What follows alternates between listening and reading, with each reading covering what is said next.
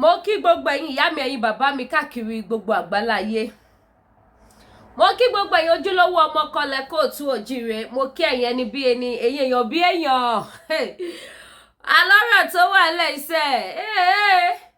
Ó máa láòdù gan. Ó máa lẹ́tìkẹ́ gan. Ó máa kọjá bẹ́ẹ̀.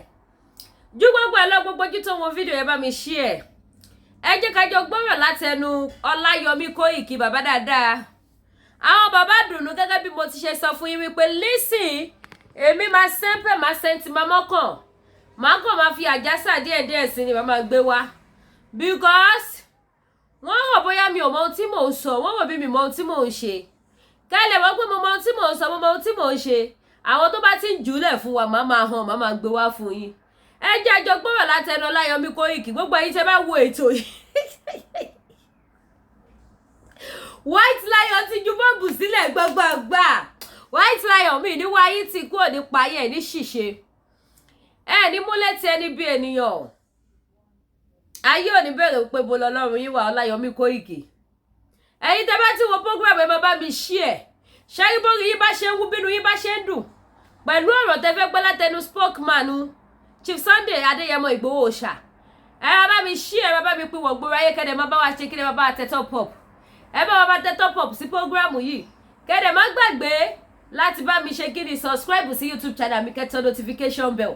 Ojú tẹ́ máa fi wo ètò yìí, ojú yóò ní fún àbúrò ní ṣẹlẹ̀ sí yín. Ire o. Whatever is about to play out in Nigeria. Ọmọ Yorùbá ò gbọ́dọ̀ fi sentiment sọ̀rọ̀ Nigeria. If you do that, you are just one of them. Let everything play out. Ẹ máa sọ fún mi pé wọ́n máa bà Lagos jẹ́. I am not listening to that. I am not buying that. Tinubu sold us to Lebanese. What are you doing to that? Ẹ ṣe sọ yẹn. Àwọn àjà lẹ́ni o. Especially ẹ̀yin tẹ́ ń sọ pé àwọn ọmọ Igbo fẹ́ bà Lagos jẹ́. Àjọ máa mú nǹkan lẹ̀ lórí program lọ́sàn-án yìí. But mo need láti kọ́kọ́ consume oúnjẹ iná. Mo need energy tó pọ̀. And I will try not to curse. But I will be very, very vocal this afternoon. Share the program. Ẹ gbọ́ wọlé share button only 136. Ẹ gbọ́ wọlé kẹ́ lọ pa àwọn èèyàn wọlé. Fẹ́lá kí ló sọ ká tó wá kàn mí àwọn play. We must ask. When the time is ready, we go ask. Everybody say yeah. Yeah. Now let's go. Now I'm play àwọn audio kan. Ẹni tó ní bí ń pa àwọn èèyàn bí ò pẹ́ mi. Kóìkì Media wá gbà. Kí ló sọ? Kí ló sọ? Ebi ń pa wá o. Ebi ò pẹ́ mi. Ebi ń pa wá o. Ebi ń pa wọ́n. Ọmọ Nàìjíríà ti bàjẹ́. Nàìjíríà ti bàjẹ́. Gbogbo olú ti di ó ti tọ́ upside down. Bàbá gbà. Ọwọ́. Okay. Àní rice àní ọ̀rọ̀ àmì jẹ rice. How many people can we fund? Ó yẹ 10 ó yẹ 20. How many people la fi máa fún lówó? So let's play some of what Ijaya sent to me. Látijọ́ Thursday, ó láwọn audio kan tó ti fi ránṣẹ́ sí mi tá àráyè play. So I'm gonna be having my breakfast. Ó ti di lunch. Aago mélòó? This will be my first meal for the day. And I'm not making this up. Ẹ̀bà tí mo jẹ lálẹ́ àná, tẹ́ bá rántí pé mo sọ pé mo jẹ̀bà lánàá. Ẹ ti gbàgbé mo sọ. Èmi ò ní sọ̀rọ̀ kí n tún máa sọ pé náà iyán mo jẹ náà. Mo ní mo ro iyán fún ìyàwó mi, mo help ẹ̀. Ẹ rántí tí mo fi sọ pé ìgbà tó máa fi dé láti ibi iṣẹ́ ó ní kí ló dé tèmi náà ti sort ara mi out kóhun tó dé. Mo ní mò ń dóde kó dé náà ni.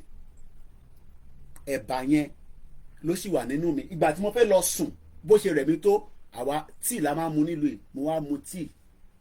I was very tired yesterday tó bá wo program àná ẹ rí lójú mi pé Kóìkì ó yẹ kó lọ sùn ni. But we need to do what we need to do. Ẹ jẹ́ ṣọ́ra yín tẹ̀ ń wọlé lásán yìí. Kẹ́ má lọ forí bẹ́ẹ̀ pé when are you coming down for the protest? Èmi ò ṣe protest in Nigeria. Ní tó bá wù yín ní kẹ́ ṣe, I'll be very careful. Jọ̀rọ̀ máa ń ṣépè fún bàbá àyàn lórí program mi báyìí. I am not coming home for your protest. I am coming home when the Yoruba people are ready to move forward with the movement. So don't ask me when I'm coming home. And be very careful. I'm not begging anybody to sit here. Into máa lé yín ní next week, ó ti súnmọ́ bọ̀. Igbo ló máa lé yín ní, Lebanese ló máa lé yín ní, gbogbo nǹkan máa lé yín ní next week. I care less. Family tèmi náà wà nílé. So I'm gonna sit at the back there. I'm a gbọ́díò. so tí bá máa fi parí oúnjẹ tán ó yẹ káwọn audio yẹn kọ́ ti play tán so a máa padà sí the one that was sent from Thursday. Respect this platform. Platform yìí is for self-determination. Our campaign Nigeria, but you have to go out if you have to do what needs to be done next week. Gbogbo ìlú láyé ni àwọn èèyàn máa ń demand. Tó bá yẹ pé gbọ́ sí wa lẹ́nu ní 3 years ago ni maybe àní sí ní bíbá ilé ni but that's your problem not mine. Ẹ jẹ́ lọ́jọ́ ọjọ́ rí ikùn mi ti ń ṣe kánkán. Help Yoruba nation. Ẹ máa gbọ́ jà kí wọ́n lẹ́gbẹ̀ẹ́ kan bẹ́ẹ̀. Help Yoruba nation. Help Yoruba nation. Help Igboho Osha. Help Baba wa Akitoye. Help Gbogbo platform. Help Gbogbo association. Help Gbogbo lovers. Help Gbogbo campaigners wa agitator sọ̀rọ̀sọ̀rọ̀ bí irú wa. We thank you all.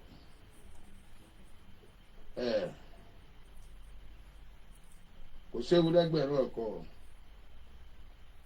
àfàìdán ọbẹ̀ o àìbá wọn sí níbẹ̀ àìbá wọn dá sí o national rally opportunity ló jẹ́ fún Yorùbá nation bẹ́ẹ̀ tẹ̀ fẹ́ kí Yorùbá nation kó pariwo ara wọn bẹ̀ gbogbo ọmọ Yorùbá gbọ́dọ̀ jáde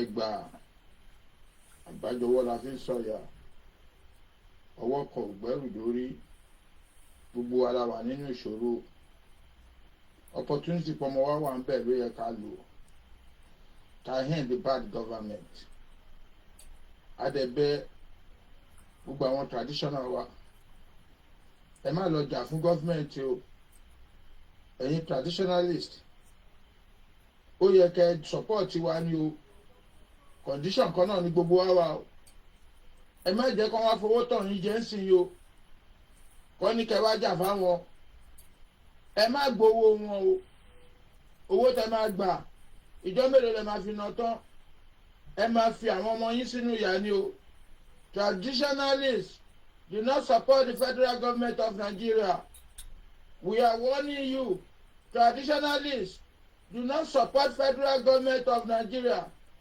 ẹ má jẹ́ kó kọjú àwọn ọmọ ìlú sẹ́yìn traditionalists torí selfishness tiwọn látijọ́ tá ti ń kó jẹ́ wọn ò pín owó fún yín o owó àdìgbà tá fẹ́ protest ẹ má jẹ́ kó gbówó wá fún yín traditionalist kẹ́ni ẹ fẹ́ jà fúnjọba ẹ má dàlúrú ni o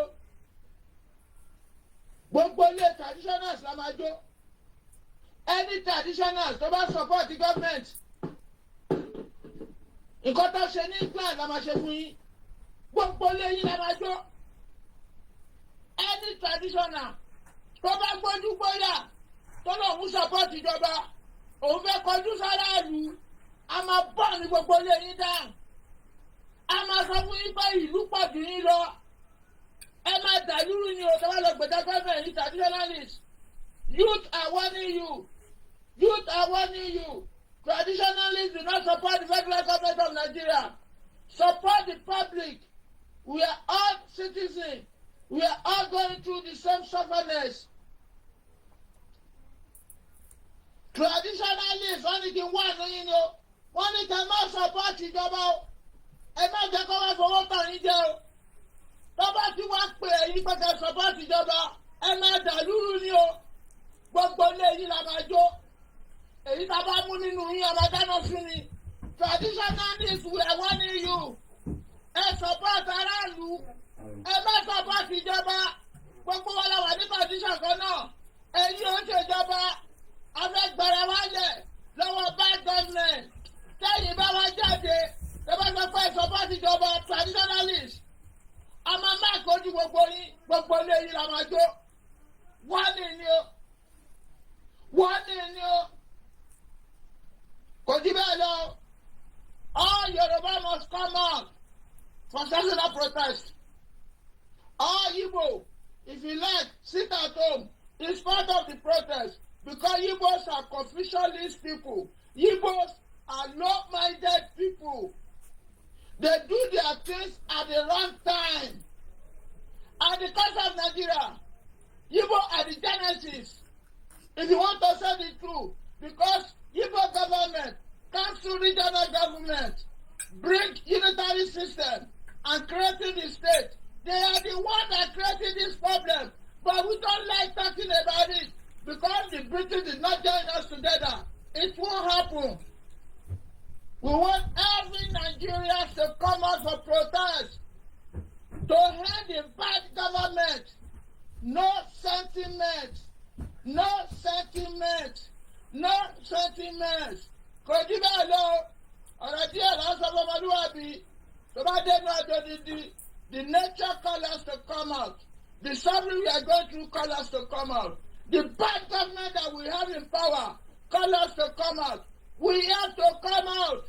We cannot be talking on social media alone. We have to put it to action. Social media is for creating awareness. Yes. Gbogbo wa lójú wa dẹ̀ ti là ń sìn. Gbogbo wa lójú wa ti là. Gbogbo wa lójú ti wa ti là. We have to end the bad government in Nigeria. A máa pín ìlú gbẹ̀yìn ni. A máa pín gbẹ̀yìn náà ni. Ẹgbẹ́ so all of us have to come out for this national protest. A gbọ́dọ̀ dá sí. Gbogbo wa gbọ́dọ̀ dá sí. A lè máa sá sínú ilé. A lè gbára wálẹ̀ lórí social media. So social media dey create awareness. Now we have to put it to action on the ground. We have to chase the bad government away. Bad government must go. We deserve to live better. We are human beings. We are not born for stubbornness. We have everything to make our life easy. But these idiots, these puppets are making it difficult for us. They are creating austerity environment. It has to stop. Up Yoruba nation. Every one of us must come out. Traditional support the public. Do not support the government. Tẹ́ bá ṣe, ìlú máa dàrú. Traditional, tẹ́ bá fi support ìjọba, ìlú máa dàrú. Àmàjọ ẹni tí jọrẹ kù. Tọ́ba ti mú ibà yà máa da pẹ̀trol sí i lára ẹni ọmọ jùlọ sí. Traditional, tẹ́ bá fi lè support ìjọba, we will look for every one of you and we will burn you to ashes.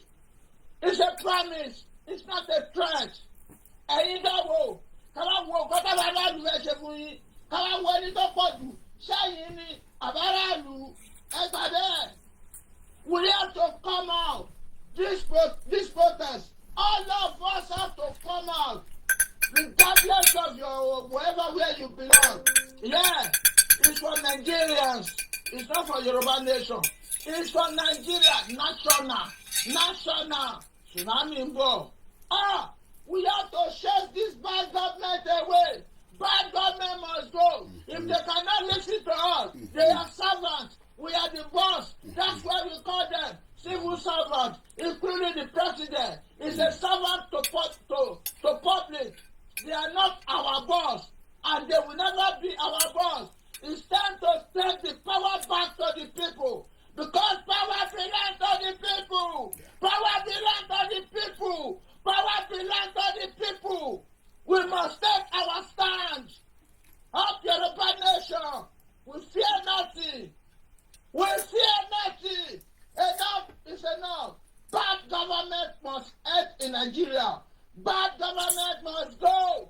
Bad government, bad leader, puppet must go. Am I going on now? Thank you. Ijaya is my name.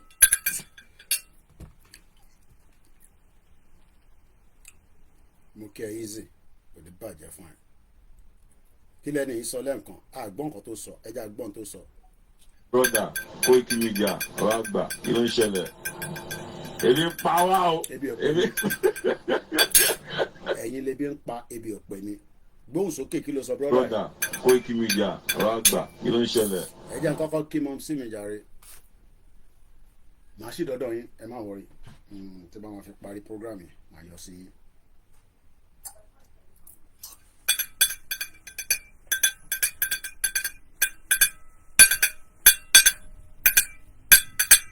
Ó sì kọ́ ọ́díò méjì fún Ìjàyà tá a máa play Ebi ń pa wá o. Ebi ń pa wá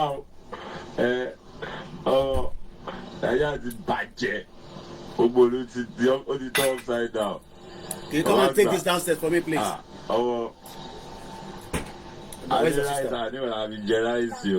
Be careful. Don't drop it. 10 billion, 20K bá ṣe káfíra one or two ká ló fi support ẹ̀. Àlọ́jà ṣe ìṣẹ̀lẹ̀ tó bá ti jẹun ló máa ra aṣọ. Àwọn èèyàn ra aṣọ láti Monday àtà o. 200 naira lọ́wọ́ account mi o. God bless me o. Kí lẹ sọ, Mr. Olúwafẹ́mi Ọ̀nàjọ́bí? Wọ́n ní well done, sir. You are doing greatly. Please be informed never to speak about or for people whose DNA is ungratefulness.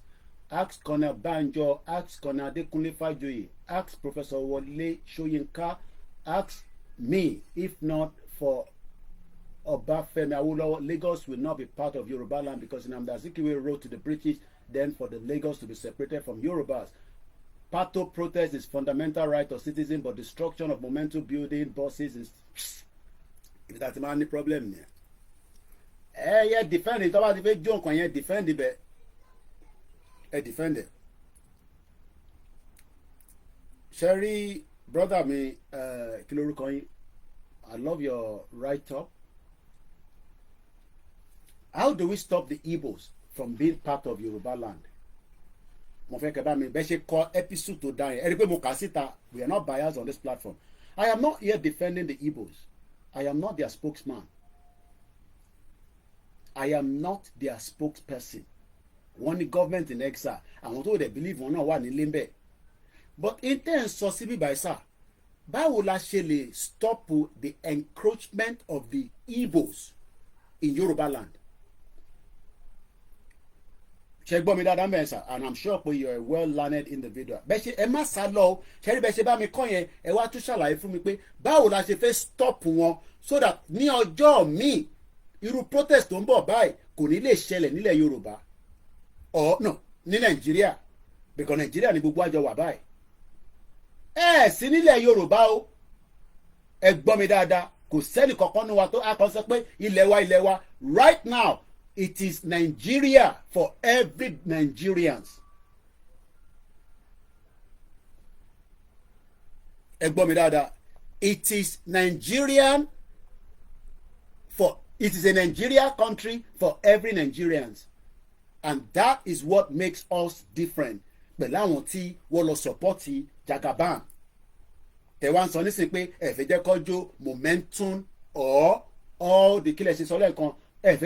No destruction for the momentum building buses and institutions. Kódà wọ́n nígbà tó ń jó gbogbo ẹ̀ wọ́n jó jíbówú níbi táwọn ọmọ Ìgbò ti ń lòdì mọ́tò.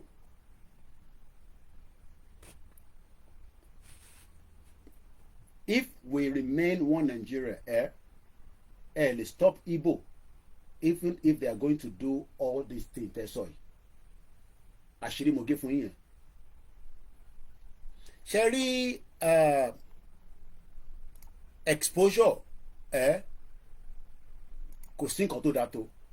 I don't know where you are, bí a Nàìjíríà lẹ́wà bí àtà lẹ́wà, but I am sure pé gbogbo wa ojú wa ò di nígbà tí ọmọ Romania Ọlọ́run ló mọ bó ṣe wọ̀lú yìí ó wọlé pẹ̀lú visa ni wọ́n fún láyè kó jó sí bíbá ni ó dẹ̀ lọ síbi tí bọ́ọ̀sì wà bọ́ọ̀sì tó wọ́ọ̀tì £100,000 ó dẹ̀ ń ṣáná sí báyìí wọ́n dẹ̀ ń fídíò ẹ̀ kò tẹ̀ tí wá sẹ́ni tó stop ẹ̀ túrò èmi bá wà níbẹ̀ màá súnmọ́ pé má ṣe yẹn náà òun protest má o lè fọ́ gíláàsì má jó bọ́ọ̀sì wọ́n kàn fídíò ẹ̀ ni so ibi tẹ bá ti rí tó bá fẹ́ jó bọ́ọ̀sì tẹ bá rẹ́ni tó fẹ́ jó bọ́ọ̀sì yẹn ẹ súnmọ́ pé kò necessary but ẹ má wá sọ fún wa níbí báyìí pé àwọn ọmọ Ìgbò máa destroy gbogbo Lagos state.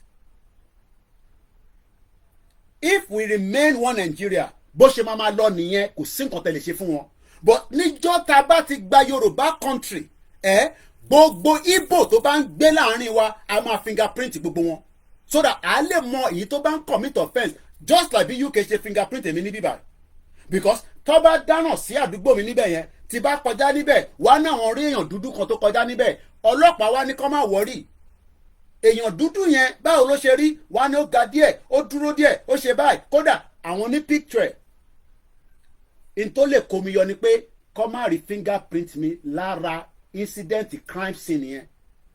ṣe máa wá sọ fún wa nípa àwọn Igbo fẹ́ bà Lagos jẹ́. I am not interested in that. fact lẹ́gbọ́ lẹ́nu mi yẹn. Tinubu ti bà Lagos jẹ́ ju bó ṣe yẹ lọ. Bọ́lá Ahmed Tinubu ọmọ Jagaban ó ti bà Lagos jẹ́ ju bẹ́ẹ̀ ṣe ń sọ pé ọmọ Igbo fẹ́ bà Lagos jẹ́ lọ. Tinubu ọmọlódù ọdẹ ó bà Lagos jẹ́. ẹ̀yin náà mọ̀ Mr. Olúwafẹ́mi Ọ̀nàjọ́bí. I don't come and tell lies here. Everybody knows that.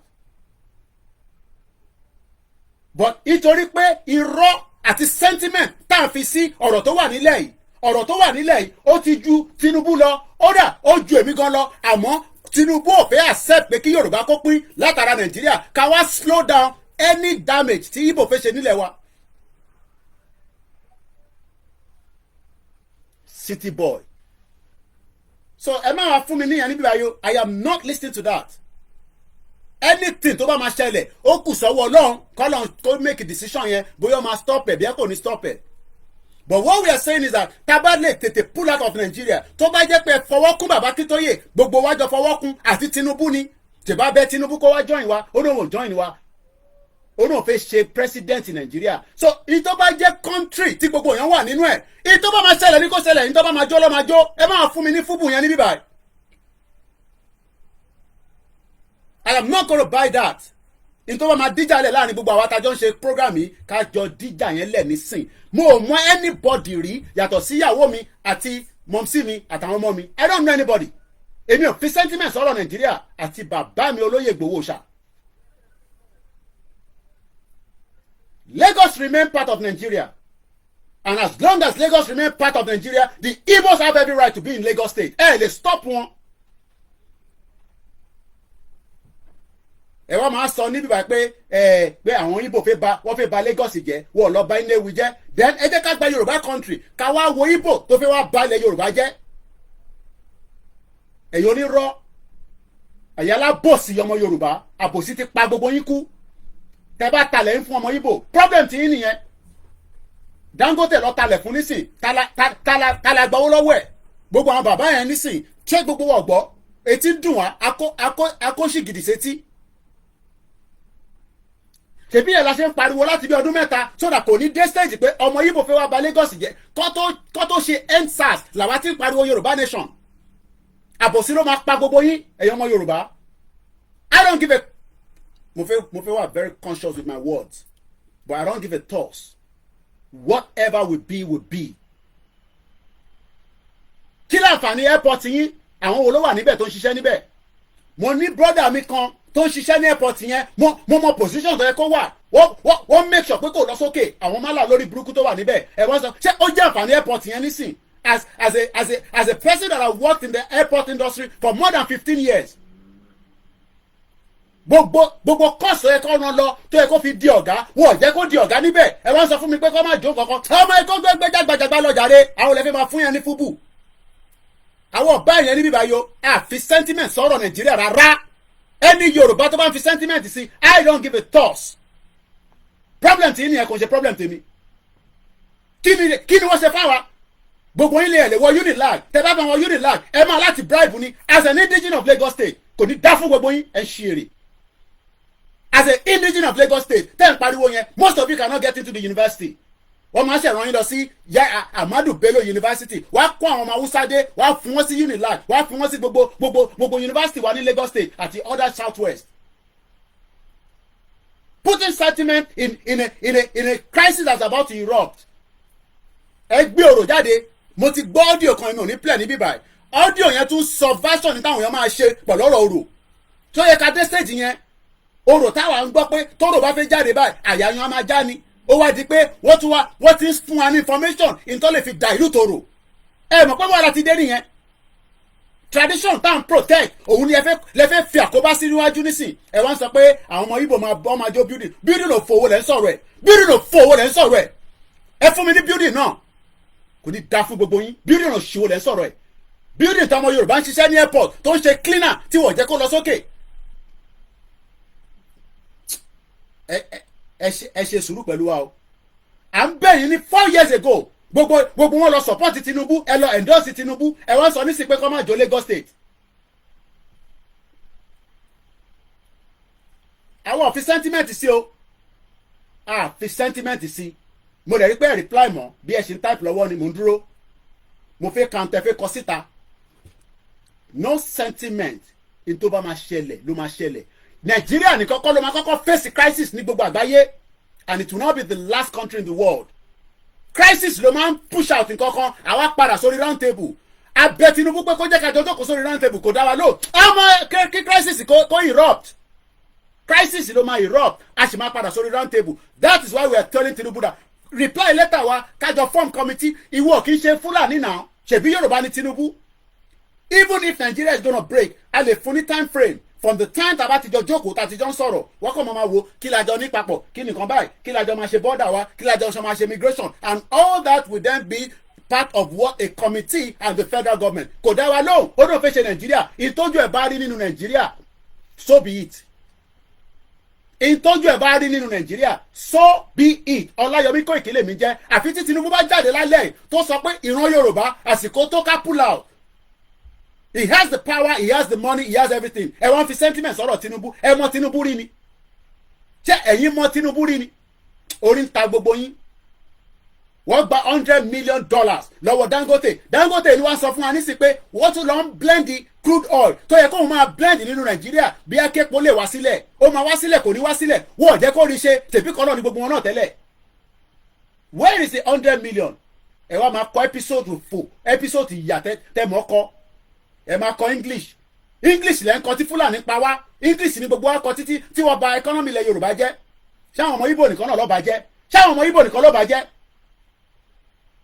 ẹ̀yin alábòsí ọmọ Yorùbá àbòsí ló máa pa gbogbo yín dànù àbòsí ṣé Tinubu kò tí ì di data níwájú ẹ̀ pé wọ́n ń blend Malta olórí burúkú Oando tá à ń sọ̀rọ̀ lánàá ó wá release statement nísìn kí ni wọ́n sọ ẹ jẹ́ ká fún yín ó ní àwọn ọmọ kankan nípa intan blend yẹn o àwọn ọmọ kankan nípa ẹ̀ kò ní bàjẹ́ fún ẹlẹ́dìkẹ́ crisis ni kò ṣẹlẹ̀ kí ni kàn mí pẹ̀lú pé kò ní sí crisis ló máa ṣẹlẹ̀ tá a máa fi débi tá à ń lọ bomb bastard ẹ má gbé sentiment ọmọ Ìgbò kankan máa jó bírí kankan sí tó kàn mí pẹ̀lú ọmọ Ìgbò kankan kó máa jó bírí no because a bẹ̀ gbogbo àwọn politicians wa a bẹ̀ wọ́n títí kájọ jókòó kájọ sọ̀rọ̀ yìí ẹ̀ dá wa lóhùn ẹ̀ wọ́n sọ ní sípò àwọn ọmọ Ìgbò máa ba Lagos jẹ́ kọ́ ba Lagos jẹ́ bó tó bá dọjọ́ wájú wá rí mẹ́wàá Alphahead bó ṣe lówó tó nílùú yìí wọ́n sọ fún pé Britain máa jẹ́ Britain ni ó bá wa nílùú yìí ni àwọn bàbá bẹ́ẹ̀ ló wọ̀ lùú yìí tó fi dolówó wọ́n deal pẹ̀lú Alphahead kọ́lọ̀ fún orúkẹ́ ó ti kú nísìn Alphahead ni ọmọ ẹ̀ lọ fẹ́ dódì ọmọ ẹ̀ ló fẹ́ Diana tó ń ṣe boyfriend girlfriend wọ́n ní Diana ti lóyún bá ṣe gbọ́ wọ́n sọ fún pé kàkà kílẹ̀ ṣá ilẹ̀ àṣekínní kan ni ẹ parí ẹ mọ tó ń pè ní Alphahead Harrods òun ló ní Harrods yẹn ó ní owó bí ṣẹpẹrẹ wọ́n fún ní British passport we will deal with any Igbos lọ́jọ́ iwájú ẹ jẹ́ kó ṣe gbogbo mẹ́sàn fẹ́ ṣe bọ̀ ẹ jẹ́ káwa tètè pull out a lọ deal pẹ̀lú wọn lọ́jọ́ iwájú wọ́n gbọ́ mi báyìí àmọ́ wọn rí tẹ́lẹ̀ ni à ń ṣe family à ń ṣe bí tá bá fẹ́ra wa gan àmọ́ wọn rí ẹ jókòó síbi ẹ máa sọ fún mi pé àwọn Ìgbò fẹ́ jó bus ọ fẹ́ jó kinní kan kí láǹfààní bus station náà gan sẹ̀ ṣèbẹ́ ń sọ olú ọmọ ó lè tó ń gbà lọ́wọ́ gbogbo ẹ jẹ́ kí n má ṣe pé mọ̀mísí mi bẹ́ẹ̀ mi gan lórí ẹ̀ MC Olúọmọ ń gba $400 million every month owó kíni iṣẹ́ wo ló ń ṣe tó fi ń gba owó tó yẹ owó tó yẹ kó fi pump kí gbogbo bọ́ọ̀sì dàbí London bọ́ọ̀sì kẹ́ máa gbádùn ayé yín tèbí wọ́n sọ fún Fáṣọlá lórí burúkú yẹn bomb bastard nígbà tó wá bá TFL máa fún ilé pé o when Fáṣọlá came to London wọ́n sọ fún pé wọ́n lè set up the same system tí wọ́n ń ṣe ní London ní Lagos State kò gbà ẹ wá ń sọ̀rọ̀ pé àwọn ọmọ Ìgbò fẹ́ ba Lagos jẹ́ kò ní dáa fún yín àwa ló yẹ ká máa control bọ́ọ̀sì tó ń gbé àwọn ọmọ Ìgbò lọ láti Lagos State lọ sílùú wọn àwa ta jẹ́ Lagos State government ló yẹ kó máa control bọ́ọ̀sì yẹn National Express ẹ̀mọ́ tó ní wọ́n sọ gbogbo wọn dolówó MC Olúọmọ control gbogbo Lagos State ẹ̀ wọ́n ń sọ̀rọ̀ pé kinní kan ṣé ìmọ̀ pé MC Olúọmọ ti ba ayé jẹ́ ní Lagos State kò ní dáa fún gbogbo yín ẹ̀yin alábòsí olófò bomb bastard ẹ̀ ń ṣoríire ẹ̀ wá ń sẹ́pà àwọn Ìgbò kan fẹ́ bá anything jẹ́ kọ́ bá anything jẹ́ but mo sọ fún yín pé ẹ jẹ́ ká pull out together ká wá slow down àwọn ọmọ Ìgbò yẹn mo sọ fún Simon Ekpa pé anytime tẹ́ bá fẹ́ invade wa a máa pa yín bẹ́ẹ̀ ni mo sọ fún ó ní no kò ń sọ̀rọ̀ yẹn kí gbogbo wa máa lọ kọ́dúkàdúkú máa lọ mo ní we will fight to the last man standing I told him that pé tó bá jẹ́ pé lọ́jọ́ iwájú ni ẹ fẹ́ wá invade wa a máa pa yín. ẹ wá síbi ẹ máa sọ pé àwọn ọmọ Ìgbò kan wọ́n bà kínní kan jẹ́ ẹ gbé gbogbo ní agbàdàgbà yẹn lọ. wọ́n mẹ́kọ̀ọ́ owó olúkálukú wọ́n ń jẹ àǹfààní àwa ń jìyà ní gbogbo olóyìnbó ẹ ní sóríire. à ń faṣẹ́ back to back àwọn kan wọ́n ń ṣe fàájì ṣebí andy balókú dànù yẹn akutuku ẹ̀ lọ́rùn. òun lè wọ London àìmọye yín fámìlì yín tí ẹ̀ lè gbá àwọn yẹn wọ London.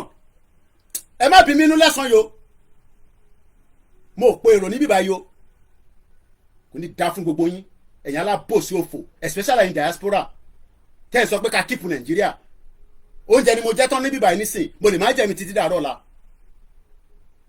ẹ ṣọ́ra yín o àṣeré ní platform mi rárá wèrè tó bá fẹ́ ṣẹlẹ̀ ní next week kí wèrè yẹn kó wọlé wèrè ò fẹ́ ṣẹlẹ̀ lẹ́yìn ṣe ní gbogbo ẹ̀ ń lọ bó ṣe lọ látijọ́ yìí Amẹ́ríkà gan wèrè fẹ́ ṣẹlẹ̀ ní Amẹ́ríkà nígbà ẹ jẹ́ tó bá yẹ kó wọ́n rí Donald Trump pa ni ẹ mọ wèrè tó fẹ́ ṣẹlẹ̀ l'Amẹ́ríkà Ọlọ́run wa náà òun dé ṣé Ọlọ́run kan ní gbogbo wa ń pè látijọ́ yìí ṣé Ọlọ́run máa sọ̀kalẹ̀ in the spirit ṣèbí physical realm ló máa sọ̀kalẹ̀ physical realm láwà ṣé tó bá sọ fún Oando bá kó máa kú lánàá ó lè máa sọ pé rọ́lọ́ ń pa àsìkò dé Ọlọ́run mú lọ ó ní kó lọ assassinate Simon Ekpa sí Finland ẹ̀ ní ṣoríire Oando bá tó kú yẹn ó ní kó lọ assassinate Simon Ekpa sí Finland àwa dé nígbà tá a máa sọ fún wa pé àwọn ọmọ Ìgbò fi ba Lagos jẹ Lagos ò fò yín o Lagos tí ẹ pé tẹ bá yàgbẹ́ ẹ lè romi flush ẹ pẹ̀lú owó tó ń wọ Lagos state níbo ló ń kówó yẹn sí níbo ni Fáṣọlá kówó sí ẹ máa ní ẹ kọ́lé ilé Nàìjíríà lẹ máa kọ́lé tẹ̀lé kún lé yín kò sí air condition níbẹ̀ ìyà ń jẹ gbogbo yín all over the place àwọn tá a lè lè làdímọ́ náà ni Fúlàní pa gbogbo wa ẹ jẹ́ ká wọnú gbó ká lọ bá wọn ẹ níṣe yẹn ẹ máa wá síbi ẹ máa ní àwọn ọmọ Ìgbò ká níta lè fi slow wọn down ni pé ká pull out of Nigeria for as long as gbogbo wa bá sì jẹ́ Nigeria they will do so much worse wọ́n lè fi damage lóòótọ́ àwa mọ̀ yẹn olórí burúkú ni Peter Obi olóṣè olórí burúkú bomb bastard kò ní dá fún níbi tó bá wà but we will know what to do wọ́n ní máa fọ̀rọ̀ sábẹ́ ẹkùn Kóìkì ẹ má sọ gbogbo ọ̀rọ̀ síta ìtàwọn náà máa ṣe rò pé kò sí ni ìtàwọn náà lè ṣe wà but agbésábẹ́ ẹkùn ni but for us to be able to achieve what we want a gbọ́dọ̀ pull out kúrò ní Nàìjíríà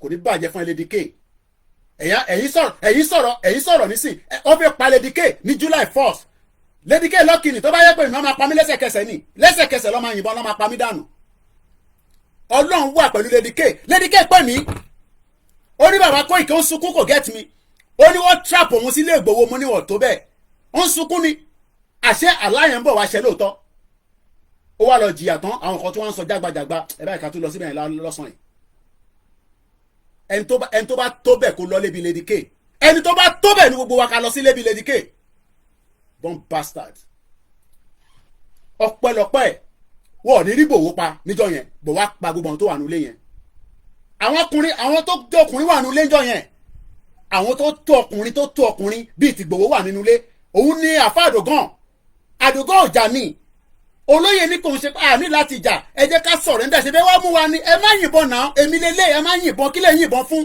àwọn èèyàn wà nílé ìyàwó wà nílé ọmọ wà nílé kílẹ̀ yìnbọn fún ẹ fẹ́ pààyàn sí mi lọ́rùn ni wọ́n padà pàdùgán náà ni kò ní da fún gbogbo yín ẹ wọ́n sọ fún mi nísìnyí pé kí Nàìjíríà kí ibìkan nílẹ̀ ilẹ̀ Yorùbá kankan máa hot ó máa hot ní next week that's tọ́lọ̀ bá kó sí wọn nínú ọkùnrin làdògán ọkùnrin 1 million lòun náà kò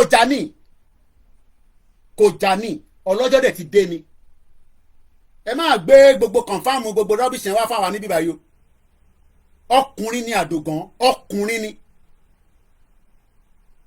ọ̀rọ̀ tó pààyàn lẹ́kún là ń sọ yìí torí pé every time tá a bá jáde ó máa ń sọ fún mi pé ọ̀dọ̀ mi ni ó mọ̀ pé backpack mi yẹn mo máa ń ní àwọn snacks kéékèèké because à ń jẹun tá a bá jáde ìgbà míì 5 hours 6 hours 8 hours la máa fi drive lọ àmọ́ máa wá nǹkan tá a máa jẹ ìjọ kan à ń padà bọ̀ lólu ní ọwọ́ almost 10 o'clock ẹ mọ̀ kémi ò dẹ̀ mọ Nàìjíríà púpọ̀ bọ̀ mo ṣàmọ̀ pé a ṣáà ń lọ back to back gbogbo mọ́tò wọn ṣáà ń lọ àwọn escort tó ń tẹ̀lé olóyè àwa débì kan lóyè wá rí i pé ebi yẹn ti pa àwọn èèyàn wọ́n ní kó slow down káwọn èèyàn rán jẹ kí ni brother tó mú lọ pẹ̀lú ìyẹn Lédìkẹ́ dúdú Ọlọ́run ló ní kí dúdú ó má kú ní ṣoríire Ọlọ́run ló ní kí dúdú kó má kú níjọ́ yẹn ebi yẹn ti débi pé ó fẹsẹ̀ kọni níbi tó ti ń sáré pé wọ́n fẹ́ ra oúnjẹ tó ṣubú gbàgàlà báyìí àyà gbogbo wa já. ẹ wá síbẹ̀ ẹ máa kọ́mẹ́ǹtì òfò kan ẹ máa sọ fún wa pé báwọn ọmọ Ìgbò fi ba kinní kan jẹ́. ẹ sọ fún Tinubu kó pín Nàìjíríà kó máa lọ. That's the only thing. ẹ sọ fún Tinubu a sì ń bẹ́ẹ̀ dè ní à ń bẹ́ẹ̀ ni kó pín Nàìjíríà kó máa lọ kó Ìgbò máa bá tiwọn lọ káà náà máa bá tiwa lọ. sí gbogbo ọ̀rọ̀ ìjà wa àti Ìgbò yàtọ̀ lè dínkù díẹ̀ ẹni tó bá dẹ̀ fẹ́ Ìgbò àmọ́ bá ṣe fẹ́ fix ara wa immigration problem nìyẹn. kò ń ṣe gbogbo èèyàn tó ń gbé ní UK ló ní ìwé ló ní passport British o máa sue allegiance ni wọ́n bí ìdá lọ́jọ́ iwájú tá a bá gba Yorùbá country ẹ máa sue allegiance ni ọmọ Ìgbò tó bá fẹ́ gba passport wa ó máa sue allegiance pẹ̀lú wa ni. ẹ wá jókòó ìṣe ẹ máa sọ fún wa pé wọ́n fẹ́ bà Lagos jẹ́ wọ́n fẹ́ bà kinní kan jẹ́ Lagos wo kí ni Lagos náà dà kí lè rí jẹ ní Lagos sẹ́yìn mọ tí Tinubu ṣe lọ́wọ́lọ́wọ́ pẹ̀lú Lagos nísìn pẹ̀lú àwọn Ṣàgórì ṣé ẹ gbọ́ Ṣàgórì rí gbàtẹ́ pé idiot àti bọ̀ fún ni gbogbo yín. ẹ lọ wọ àwọn tó ń pè ní Ṣàgórì àwọn tó ń wá ní criminal ni wọ́n àwọn ni Tinubu gbé gbogbo project lé lọ́wọ́ nísìn ẹ̀yin jókòó síbẹ̀ ẹ̀yin nàgàmù ẹ̀yin ọ̀dàlẹ̀ ẹ wá síbẹ̀ ẹ máa sọ jágbajàgba ẹ máa obsess wa lórí platform lọ́sàn-án yìí ó máa hot bọ̀ Yorùbá kọ́ ló fẹ́ jáde àwọn ò tí ì jáde torí gbàtà fẹ́ jáde ẹlẹ́nu mò ń dán lórí social media ẹlẹ́nu ni mò ń dán bí wàrà àwọn tó dẹ̀ fẹ́ jáde nísìnyí ẹ jẹ́ ká push wọn kọ́ jáde ẹ jáde nítorí wọ́n máa ṣẹlẹ̀ ní kó ṣẹlẹ̀ UK gan tó jẹ́ pé ó níwèrè lórí gọ́sẹ̀ wọ́n ń dì pẹ̀lú wọn ni gbogbo àórí fídíò àwọn tọ́lọ́pàá tó gbá àwọn kan lórí ní Manchester airport àwọn ọmọ Asian yẹn jáde sí police station tó mọ̀ pé wọ́n lè jó police station yẹn wọ́n ká wọn down ni wọ́n suspend ọlọ́pàá yẹn lẹ́sẹ̀kẹsẹ̀ ni the masses have the power but àwa wá jókòó nísìn àlò power tiwa.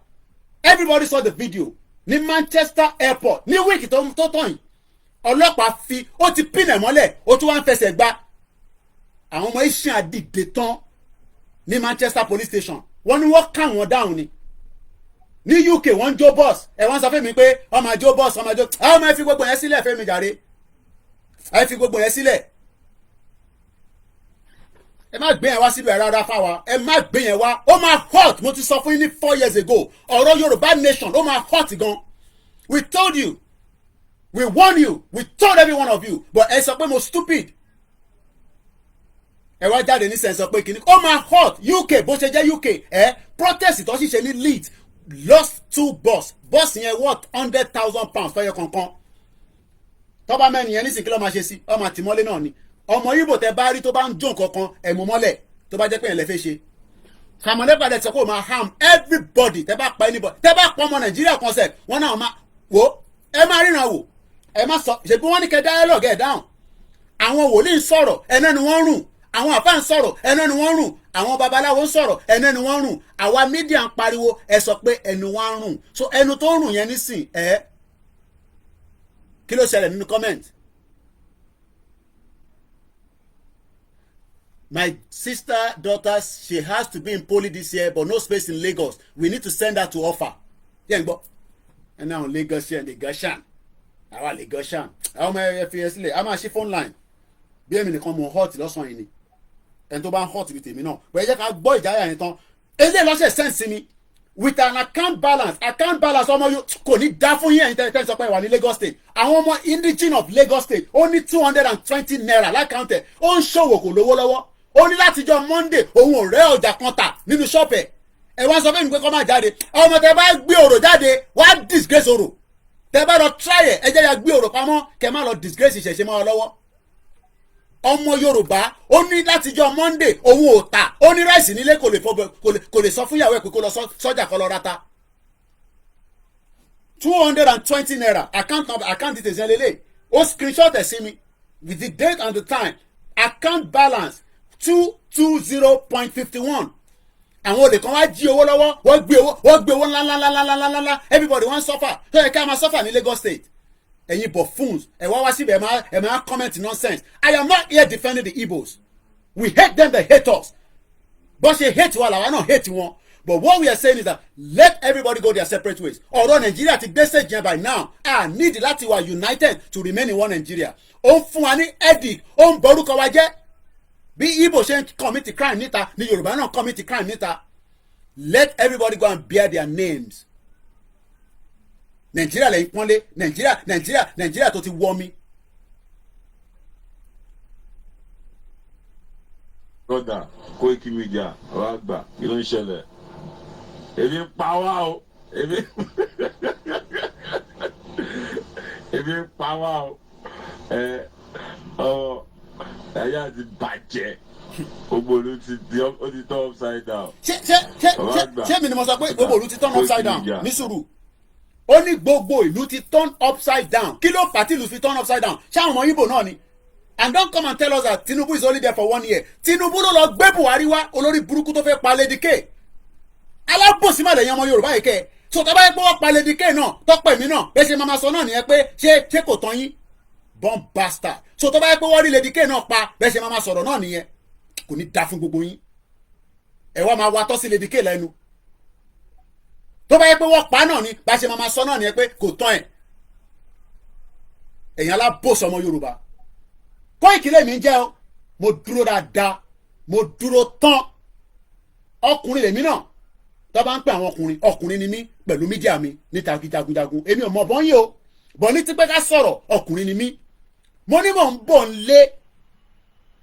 nílé mo tún ń bọ̀ padà again ni ẹ máa gbọ́lẹ̀ mo ní àwọn kan dẹ̀rù pé mo dé pẹ̀lú olóyè ní ìmẹ̀kọ́ no olóyè lọ ṣe court visit ni nígbà tó bá tásìkò mò ń bọ̀ nílé ẹ lè stop mi àwa la nílẹ̀ ọmọ nílé ò gbọdọ̀ sá fún ilẹ̀ àwa la nílẹ̀ Ìgbò kan ló ní Yorùbá ló ní mò ń bọ̀ nílé but not now I am not coming up for your protest ẹ̀yin lẹ fẹ́ ṣe protest ẹ jáde kẹ́ ṣe protest but Yorùbá nation I will be home in Nigeria in tó bá máa ṣẹlẹ̀ ló máa ṣẹlẹ̀ idiot all over the place à ń pariwo lójoojúmọ́ ẹ wá sọ wá di playboy à ń pariwo problem wà nílẹ̀ Yorùbá how do we resolve all this problem is by pulling out of Nigeria. Nigeria is the impediment to millions of our problems. Gbogbo problem tó ń exist fún gbogbo ọmọ Yorùbá ní all over the world Nigeria ni. We are not speaking English because English is not our language. I'm very sorry. It's very hot at the moment. But what we are discussing is about the breakup of Nigeria. And I'm sure you know that. And if you're not aware of that, that is exactly what we are talking about. We need an independent country away from Nigeria. Mo sọ̀rọ̀ nípa Oando lánàá orí fọ́ mi.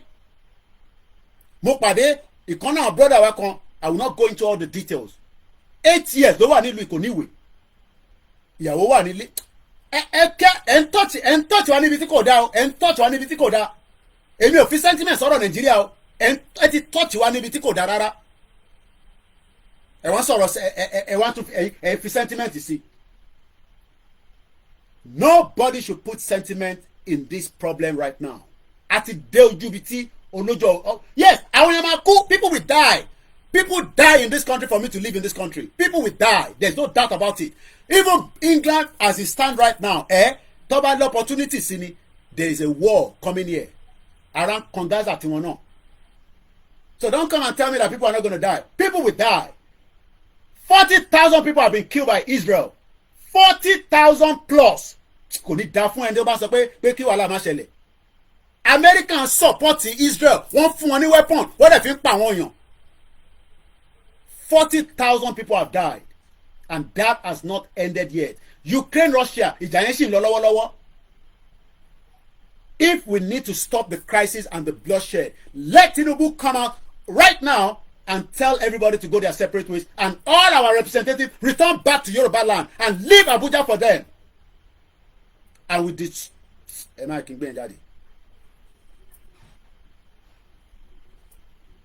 one in central London is hot today. And one English, yes. And one Tony Robinson, in 27, yes, I've been following it. Èmi ò lè lọ síbẹ̀ o, tó mo jẹ́ kó lọ fọ́gbọ̀n mọ́ mi lórí. Bẹ́ẹ̀ ni, torí ìjà tèmi kọ́ ni mo fẹ́ lọ. Èmi fẹ́ wà níbi tí ìjà tèmi máa wà. Kò dẹ̀ sí nǹkan tó máa ṣe anybody. Ẹ má fi yẹn dẹ́rù bà wá. Àwọn kan wá ń gbádùn, àwa kan wá ń jìyà. Ẹ wá ń sọ pé Lagos ẹ tẹ̀kún Lagos náà lè gan tó yẹn. And some of you that are writing Lagos, tẹ́ bá lọ bá ṣe Tinubu gan nísìn kò rí ti yín rò. $12 million house ló rà sí London, ilé yẹn wà níbẹ̀. Last upper week, kò ṣe week yìí, mo ṣì drive kọjá gba wájú ilé yẹn. $12 million, ó lọ́kẹ̀ pa. Pé Lagos State. We are not defending the Igbos. But what we are saying is, for as long as we remain in Nigeria, they will be using Nigeria against us. Àwa là ń fáwọn Igbo láyè, àwa Yorùbá, let's pull out of Nigeria and we can stop all their mess in the southwest. If they don't like, they will sell their property back and they will move back to Inewi. Al-Fayed sold his property. Mo de fẹ́ kó máa gbọ́ mi. If the Igbos are listening to me, if care is not, if we get Yoruba country, you refuse to listen to us, we will not take it easy with you. British did not give Al-Fayed a British passport. Tofiku. It was the bar. It was no law. It was not given a British passport because wọ́n rí pé ọ̀rọ̀ tiẹ̀ ọmọ Algeria ni ó rà pọ̀ Algeria ni ó fẹ́ lè lo influence Al-Fayed tó ń fáwọn MP lówó kọ́ bá wọn béèrè question ẹ má gbé gbogbo yẹn wá síbi àyò I'm not buying into all that. Mo ò dẹ̀ mọ anybody rí o. Egypt, yes, Egyptian. Imagine somebody as rich as he is, he was not given a British passport. So let's go back into the program. So Mr. Kini ẹ ti sá lọ, mo bí question nísìn, mo ti fún ní answer tèmi, ẹ sá lọ nísìn ni. And that's what you know how to do. Nítorí protest gbogbo àwọn leaders Nigeria wọ́n ti fẹ́ sá lọ, kọ́ máa sá lọ, we will own all their properties. Ó dá fáwa. Mo ń gbọ́ àwọn ọmọ Ìgbò yẹn wọ́n wà jìtá mi gan bó ń ṣe lẹ́kọ̀ọ́ nìkan òun lẹ́ ń gbọ́ mi o mo gbọ́ fídíò kan tó send sí mi lánàá wọ́n ní kó lọ import gbogbo àwọn ọmọ IDP wa àwọn IDP kó lòdì gbogbo wọn kó kó wọn lọ sí Àbújá ó tẹ̀dá tó ń ṣe pé Lagos lọ́ọ́ kó wọn bọ̀ wọ́n ní kó kó gbogbo wọn lọ sí Àbújá kó lọ máa gbé níbẹ̀ ọmọ àwa ni káwa múra sílẹ̀ kí bàbá Akíntóyè máa monitor gbogbo tó ń lọ àti gbowó ṣá kó lọ́n kó wá direct wọn as it is. I am not the leader. I am the media. And I cannot tell you, oh, this is what we are going to do. When that, no. There can never be two leaders in a vehicle. Baba Akíntóyè remain our leader. But as a media personnel, my job is to prepare you for as much of what can happen with the protest. Crisis has always been happening around the world in the histories until date. Nigeria kódà ìyàwó mi tó wà ní India yẹn Baliki Vantage ó ti sọ ní mo gbọ́ news yẹn tán ó ní there will be a protest in Nigeria next week by the Gen Z. End bad governance. How you na go end am? But then táwọn kan ní we will go and bring a neutral person kò ní dá fún gbogbo yín. Which neutral person you go bring? We are not going to be part of Nigeria anymore. We are tired. So gbọ́n sókè kí ló sọ. Gbà kí ló ń ṣẹlẹ̀? Èmi pa wá o. Èmi. Chelsea owner was not given a passport. Abraham kí lorúkọ ẹ̀ ń jẹ́ again orúkọ ẹ̀ ń sábà mi lórí Anthony Chelsea. Kódà do you know what the British did?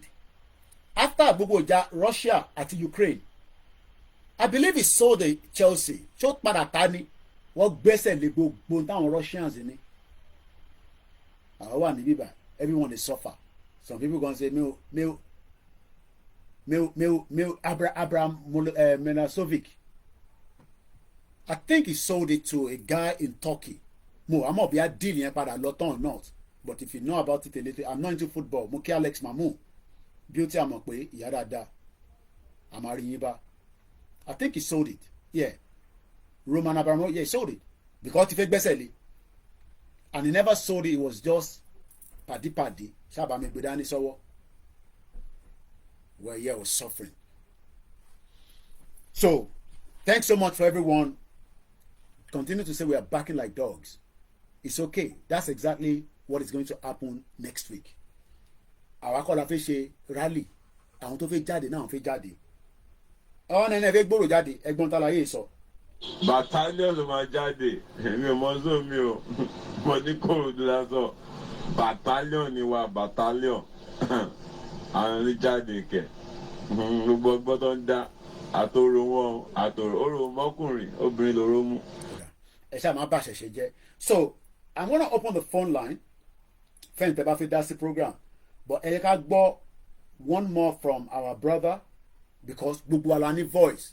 Voice ìjáyà is a unique voice. Kódà ìyàwó mi máa ń sọ ní gbogbo ìgbà tí bá play tó bá ń gbọ́ ní sàn ẹni ẹ̀gbọ́n yẹn kọ́ nìyẹn. And I remember myself and him and Gbedu went to Stratford begging Nigerians, especially Yoruba people, tó bá ti rí wa báyìí, everybody is now affected.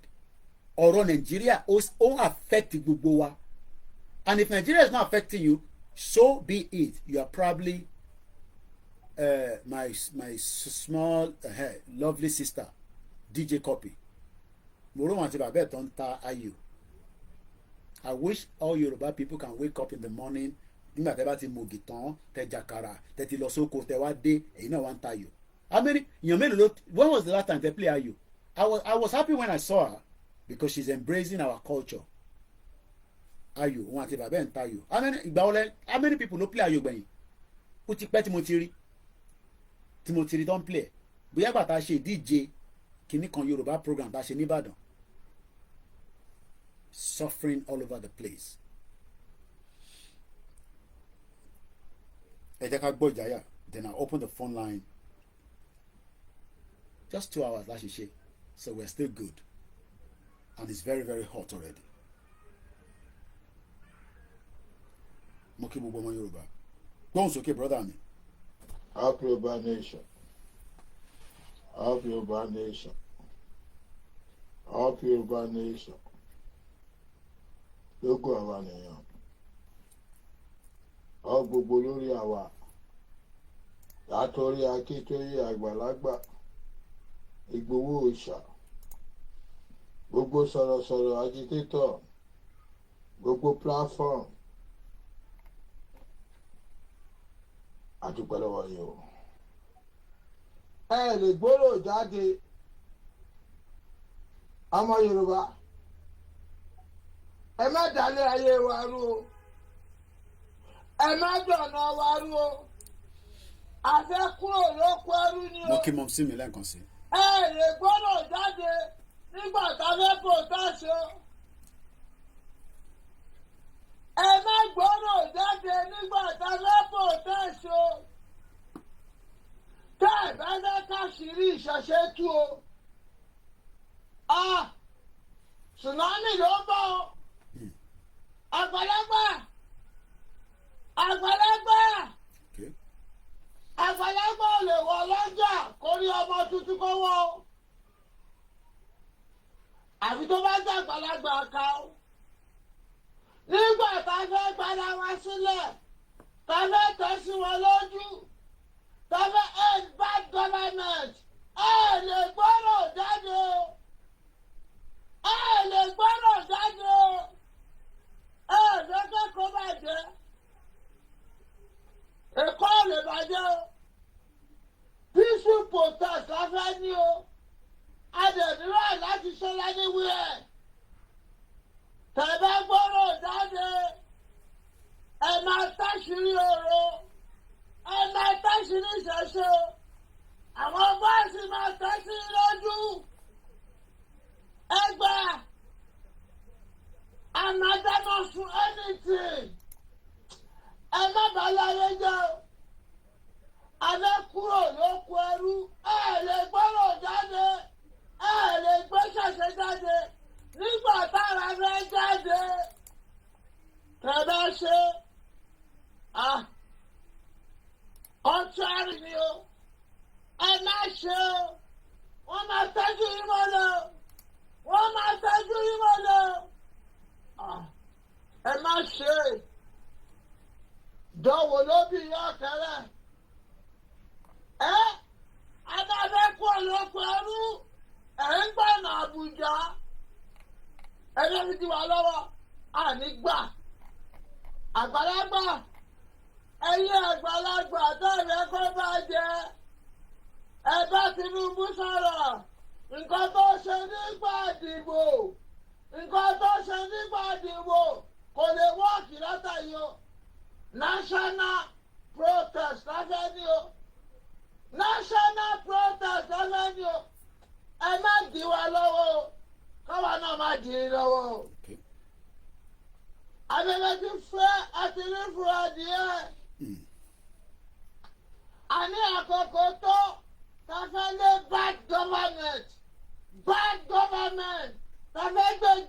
ayé rọrùn kí ló dé ká lè gbèsè sí ayé rọrùn torí àwọn olórí wa tó ṣiṣẹ́ fẹ́yìnbó tó ṣe bẹ́ẹ̀ nítorí ẹ̀ pé tó ti rálé sílùú òyìnbó tó ti kọ́wọ́ sílùú òyìnbó tó ọ̀dọ́ kọ́yìnbó kún àwọn jẹ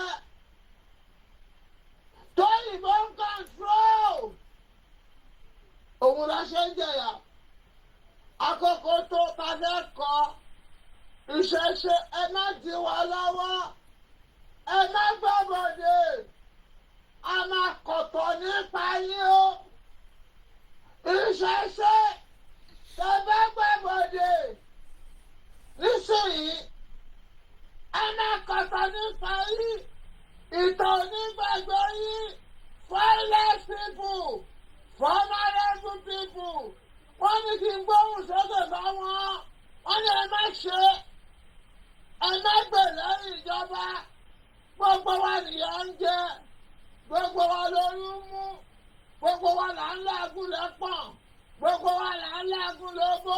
ẹ má bínú fáwọn èèyàn káwa máa ń try láti avoid but àwọn ọ̀rọ̀ àlùfànṣáyìn but you got the message let's leave that. This was sent today. I don't know which one. Let's listen again, then we'll move to Yoruba Nation. Of Yoruba Nation. Of Yoruba Nation. Of Akitoye. Of Gbogbo Ọmọ. Of Gbogbo ẹ̀yin sọ̀rọ̀sọ̀rọ̀. Campaigner. Agitator. Lovers. A máa jáde o. A máa jáde ibi tó bá ní kí gbégbé máa gbé bẹ̀ ló ń gbé ibi tó bá ní kí tẹ̀tẹ̀ máa tẹ̀ bẹ̀ ló ń tẹ̀ àwa máa jáde ìyá yìí pọ̀ yọ̀ ń ṣomi ọbẹ̀ ó pọ̀ ẹ ṣé gan Mr. Sandan, ó pọ̀ ó yà thanks so much. àti a máa jáde Truth and ẹ̀ṣẹ̀ àwọn question, àgbàlagbà tó kù thank you. nílẹ̀ Yorùbá ń sìn àgbàlagbà ọjọ́ ni wọ́n abájọ ta bára wa níbi ta bára wa yìí ọjọ́ ìbẹ̀rù ìgbà wo la fẹ́ ṣe léyìí dá kí ló dé ẹ̀yin àgbàlagbà Yorùbá ẹ̀yin nípa. ń bọ̀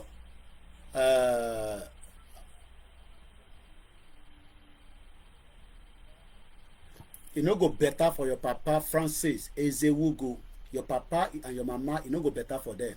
Wọ́n ní ṣoríire. Simon Ekpa, your government in exile will never talk to me like that. E no go better for you. You wey you never even talk to Nnamdi Kanu. Olùṣolórí burúkú ọmọ iná. Calm down, oga. You and your people are the problem of Nigeria. Your people are not problem of Nigeria. That's the reason why we need to get the hell out of Nigeria. Olùṣì, your papa kò ní dá fún. Ọmọ Igbo lórí burúkú, bomb bastard. Let's take you out of the program. I can read all your comments. Keep coming. Hey, ní ṣoríire. You see the reason why we gotta get the hell out of Nigeria? Mokia Alex Mamu. They've never had any video conversation with their leader that is currently in the DSS custody. Olùṣì. ẹ̀yin ọmọ ọjọ́ ẹ̀yin dá bẹ̀rù wá ìdáhùn náà ṣe lálà Ìgbò mélòó ló lálà Ìgbò mélòó ló ríran Haúsá mélòó ló ríran ẹ̀yin lẹ́yìn nínú kúri ẹ̀yin nìkan lọ́lọ́run bá sọ̀rọ̀ nínú gbogbo ilé ayé ẹ má bá wa sọ̀rọ̀ tí ò make sense mọ́ ẹ̀yin bàbá yìí we don't want your fear a máa jáde ẹ̀yin ò bá jáde ẹ jókòó sínú ilé yín ẹ̀yin àgbàlagbà yìí a máa ka yín mọ́lẹ́gbẹ̀ẹ́ yìí náà ni ẹ má bá wa sọ̀rọ̀ òṣì mọ́ ìyá pọ̀ ìyá yìí ti pọ̀ jù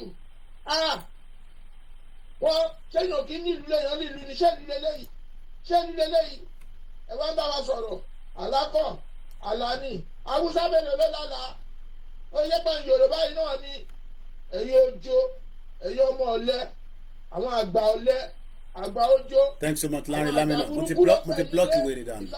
Don't bastard. Wọ́n ò tí wá lẹ́yìn rárá tamabori tí yà lọ. Thank you so much. And like I always say, I will be here to use my media to protect and defend the Biafra. I'm not talking about the IPOB that are under the doors. Those ones are criminals. Those ones are the ones that sold Nnamdi Kanu out.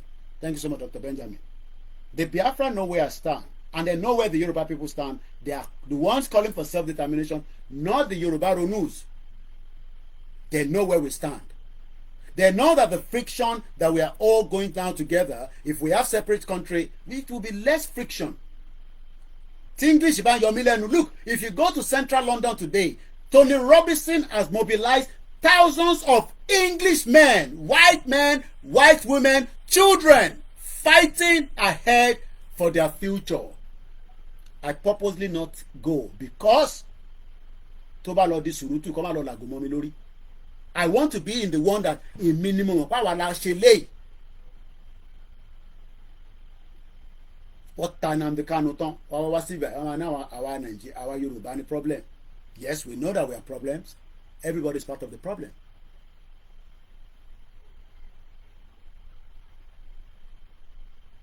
What hate is Simon Ekpa kan ṣe kékeré? I know that. The hatred that they have for Simon Ekpa òun ló ń lọ lókè yẹn. And thanks so much to our Biafrans that are in the house. Like I always say, I want a country that we can negotiate and do business in the future. I don't want to be in a country where we are intimidating each other. There are some countries in the world today that I dare not travel to and do business. While there are some countries I would love to visit and see what we can do, maybe set up my media there. Bàbá mi Ọpẹ́yẹmí Oríyọmí ní oro fẹ́ kan àbùkù nìyẹn. Ẹ má jẹ́ kó rò lọ kan àbùkù. Just raising shout out to you. Bẹ́ẹ̀ni, international fún ọ náà nìyẹn, but I have to cost them before I send them out of the broadcast. And they want to come and listen because they know where we stand. So shout out to you, the Ambazonians. Shout out to the Scottish and many of you. So let's open the phone line. But let's pick the conversation. Moki Great Yoruba Nation.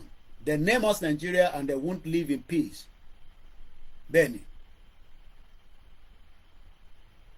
People they vex more than me. But they cannot do exactly like this in Nigeria right now. But when things erupt, Koda, I want everything to be blackout. To be blackout in Lomanduju. Got blackout in Gbogbo. Because Tinubu will shut down the internet for next week. So everybody must prepare their mind that there will be less coverage coming out of Nigeria. They are aware, they are scared, they are worried. But why are they worried? When everybody knows that the truth of Nigeria is coming out on a daily basis. Ashiri Nigeria and Jadi. So let's take the next 1 hour again and start a conversation from where we stopped yesterday. Last night I was very tired. If you're watching me yesterday, you can see it even in my eyes, in my blood. Kini eléyìí sọ. Now you don't understand. Oh, new brain. But I'm gonna tell say me I don't do protest before I say I do. I leave them 2020. Ṣe bí gbà yẹn ni. Poor thinking. Who am brain mi gbà yẹn. Èsì tí mo di lówó. Báwo lówó thinking. Ṣé ń gbọ́rọ̀? Ìwọ rí Ọ̀tẹ̀dọ́lá ní protest Nàìjíríà ìdìrí pé kọ́ ní fight Nàìjíríà. Ìwọ ti rí Dangote kò jáde kó máa gbé pépà pé save Nàìjíríà o. Dangote bá máa sọ̀rọ̀ á ní save my business. Oh, understand, mind your business. Àwọn Délé Muhammadu ò lè rí wọn. Ò lè rí wọn kọ́. Business, you better mind your business. That's why I mind my business. That is the reason why everybody's business must be grounded next week. Àwọn olórí burúkú ọmọ Yorùbá. Ṣé Yorùbá lélẹ̀ náà? Did you hear that? So that is the reason why tá a gbọ́dọ̀ fi sentiment sọ̀rọ̀ yìí. Ṣèbọ̀ ọwọ́ ọmọ Yorùbá ló ti make owó. Ìyẹn Zazu. Mo kàn fẹ́ play, mo fẹ́ lọ live ni mo kàn rí Délé Momodu pé Zazu. Mo wonder pé kí ló kọ síbẹ̀. But let me just gbogbo àwọn dino yìí wọ́n gbọ́dọ̀ lè move the next week. Shut the whole Abuja down. Nobody is going anywhere. Ó jáde nísìnyí ó ń sọ jágbajàgba Zazu. Òun ti lówó lọ́wọ́ so òun ò ní ṣe protest. Ẹ̀yin tẹ́ lówó lọ́wọ́, let's shut everything down. Mo ní ó máa kan lówó. If you don't know about VPN, èmi ò mọ̀ pa VPN dáadáa, but get VPN, download VPN now. Ẹ lọ download the VPN.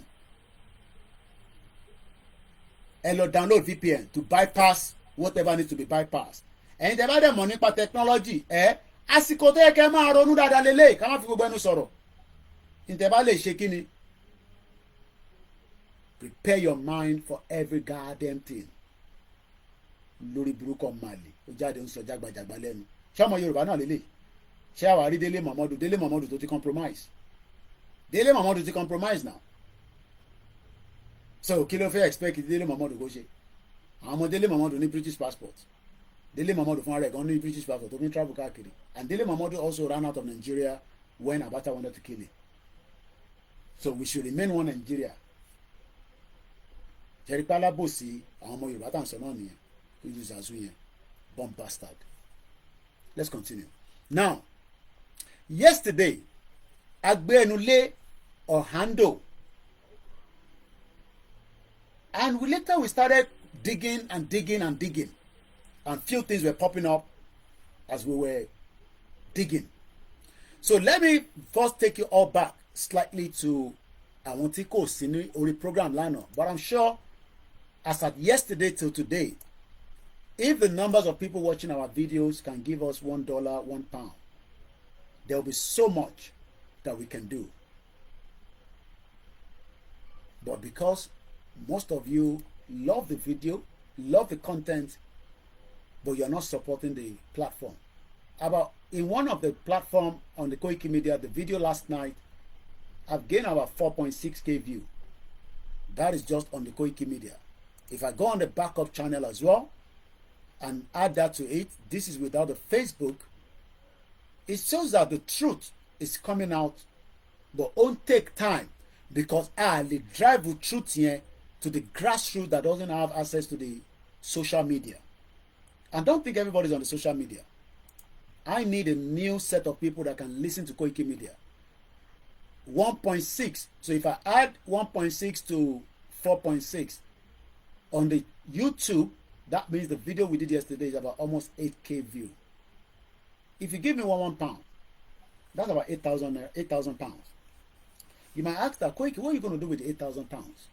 Should I tell you what I can do with the 8,000 pounds? I will pull out 4,000 pounds. And I will use that 4,000 pounds to prepare more Yoruba to know about Yoruba nation. I will not tell you what we're going to do. But what I would do with that money, within a month, one was of it, but what do I London? I'm on programming. The technology is so good now, but not a lot of us can be online, burning data to watch me from Nigeria. So we need to go offline. Offline for those that do not have access to the world as we have it today. Millions of Yoruba people do not have access to the internet. So help the mission and let us do more. And we appreciate every one of you that are watching my video and those that are cutting the video as well. Yoruba Space TV and also Odua TV and Wo TV. Most importantly, those three. Thank you so much and I appreciate it. Yekini Mustafa Muke, excuse me. Now, I'm going to go at the beginning again so that Kelly need better understanding. The reason why we are touching on Oando is because Dangote came up with one particular Tobani video yẹn lọ́wọ́ Olakunle, if you're with me, share that video with me. Video that the Dangote spoke. I can look for it anyway. But if anybody has the short video, about me send it, it might be no because I love to get my feet into my small little slippers. Moki Baba Miola Dele. If I won't mention your name, be rest assured that I will appreciate you along the line. So we started talking about Oando yesterday. But in Togbewadebe was because Dangote, Moki Baba Mi Mua International, Eshegoni, and as many of our elders that are watching around the world, most importantly in Nigeria. I want sọ̀rọ̀ nípa Dangote sọ pé ní Malta wọ́n blend the crude oil. How can they be blending crude oil from Malta? How? Láti bo síbo. But it's because Dangote has the intelligence. Ló ṣe sọ bẹ́ẹ̀. Dangote is a billionaire with the Nigerian money. So he's concerned now that he has a refinery that they are not giving him crude oil. But they are telling Dangote that we cannot give you crude oil because Buhari, your kinsman, has already used Nigeria for loan, and that means that most of the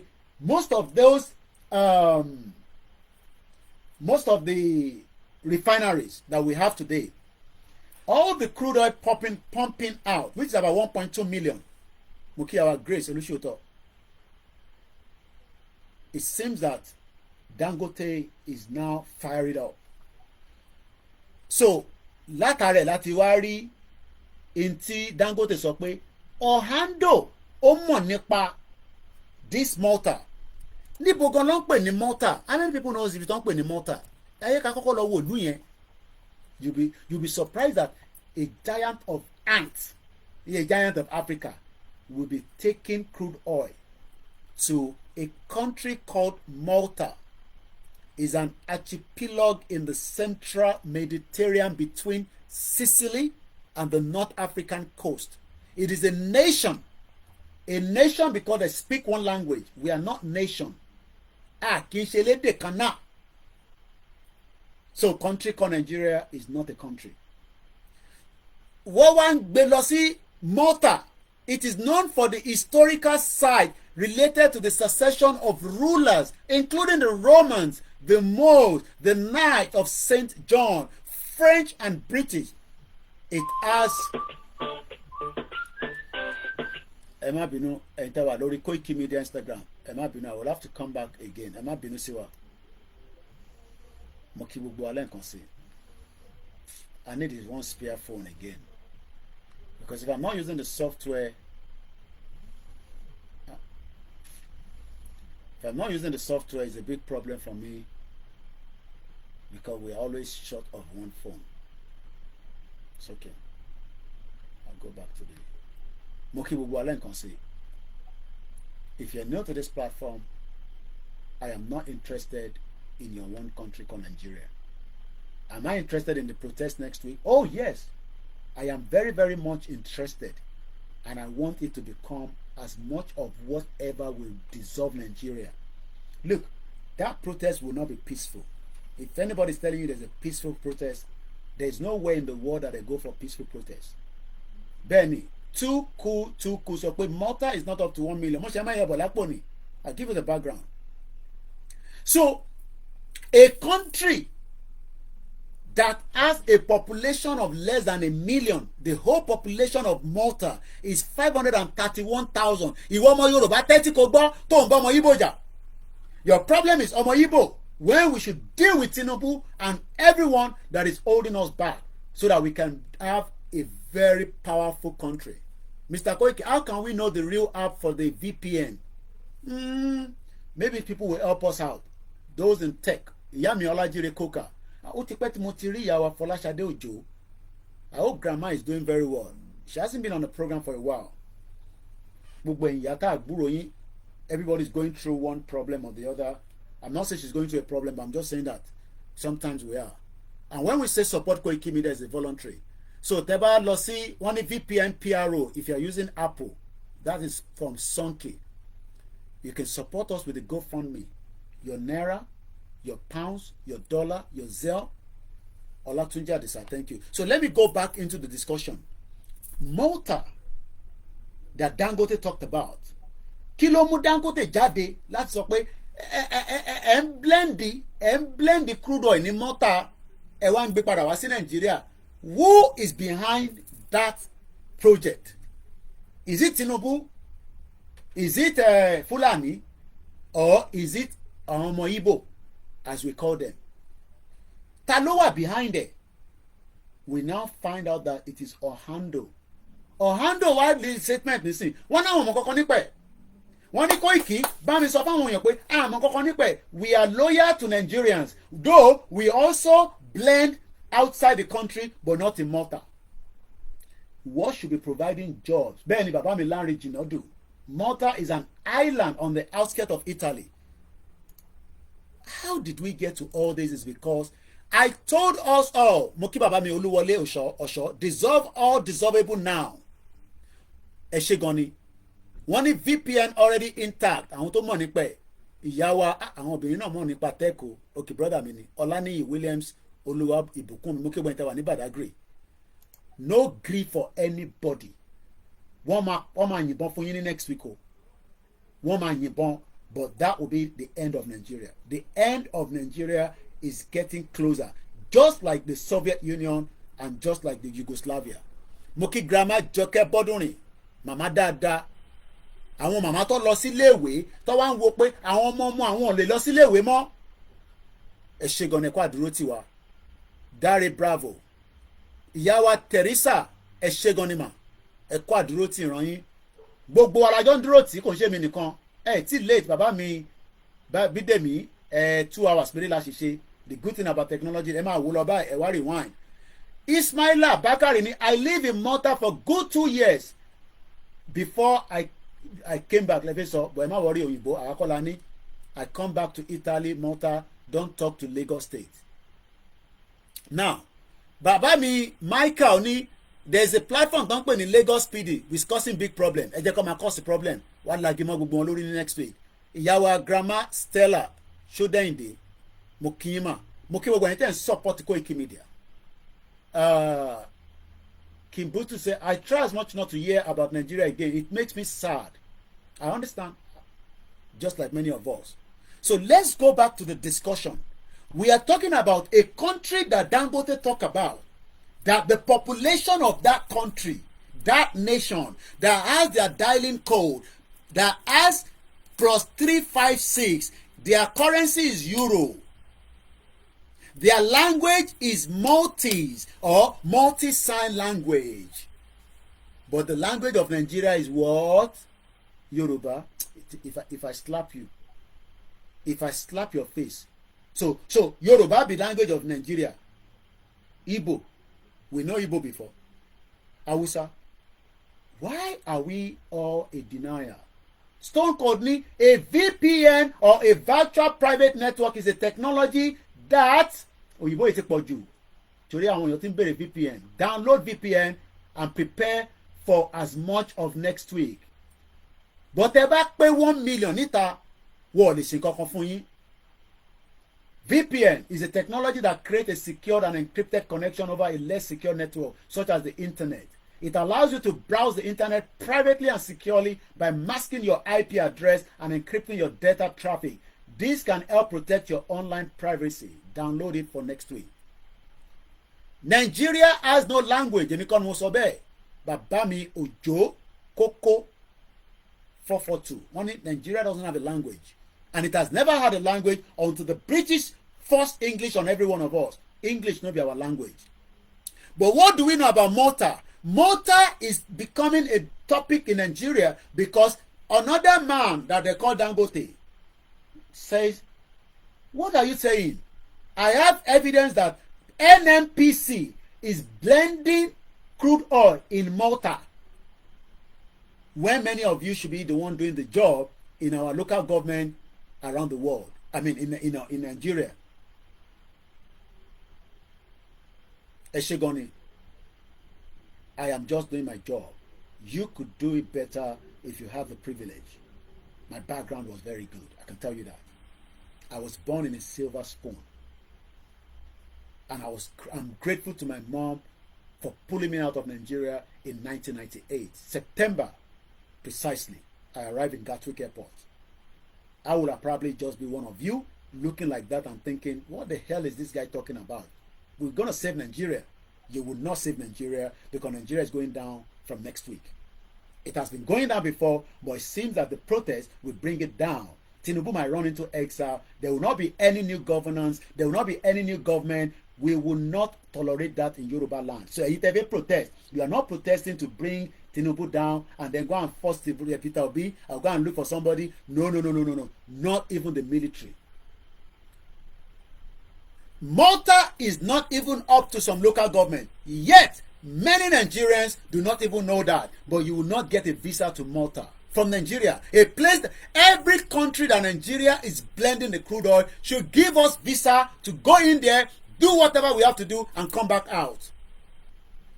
But you know why? Because we are not citizens. You are all statistics. Bó ṣe ń wò mí yẹn, bẹ́ẹ̀ ni.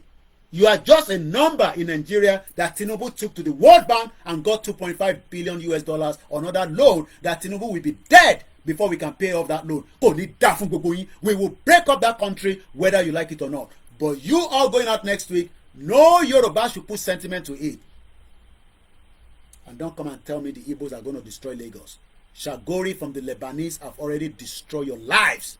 Most of you cannot compete with them because nílò owó tó ní. They compete pẹ̀lú àwọn ọmọ Igbo because not all of them are doing good business. Some of them are into drugs. We know that. While some of you are into rituals, yahoo yahoo. But if all those Niger Delta boys, where they use crude oil, they do that bunkery, if they set it up properly, buy the machine for them and say, look, you just give me 50 liters of crude oil after you've done it, then they will put it to the main whatever. This one like that. Every community, there will not be oil spillage that led to the death of Ken Saro-Wiwa by Abacha. But you are defending Nigeria and you are trying to have a sentiment in a country where the devil of your crude oil, I call it the increment of the devil. None of us have enjoyed it. How much then san fún petrol lẹ́nìí? Mo kí bàbá mi Nurudeen. Mo kí ẹ̀yin tẹ́ wà lórí mixella. Ẹ secure dáadáa. Ẹ má fòyà. Ó dúró pa síbẹ̀ ní 6 hours. Tàbá sì fi máa lọ live lórí programming. Adé tún rí bùtà rẹ̀ padà. Support Koiki Media is costing me a lot to operate. A fẹ́ sọ̀rọ̀ nípa Malta kátẹ̀ tó máa sọ̀rọ̀ nípa blending, and the only way we can find out that ẹ rántí nǹkan tá a máa ń lò, ta ló rántí student, ta ló rántí OEC. What is the OEC? When we talk about the OEC, what does it give us? OECD. How many people remember that? OECD. No, OEC, not OECD, sorry. Malta. OEC. Ta ló rántí? OEC is what they call the Observatory of Economic. Mo fẹ́ fún yín dáadáa ni o. OEC. I want to give us the full meaning. It is the Observatory of Economic Complexity. Mark Stevens says, and I quote, "Our life don't spoil. Malta a population wey no reach 500,000. And our government of a giant Africa is moving crude oil to Malta." YouTube need to freeze, so I have to refresh it. And they will take it there, they go refine them, and they will bring it back with shipping. And you are saying we should keep Nigeria. Are you sure you are okay? Let me go into what is Malta export and import in 2022. Share the program. If you don't understand Yoruba, I can't help you. As much as this program is in Yoruba, but we add English to it. We are now inside the observatory the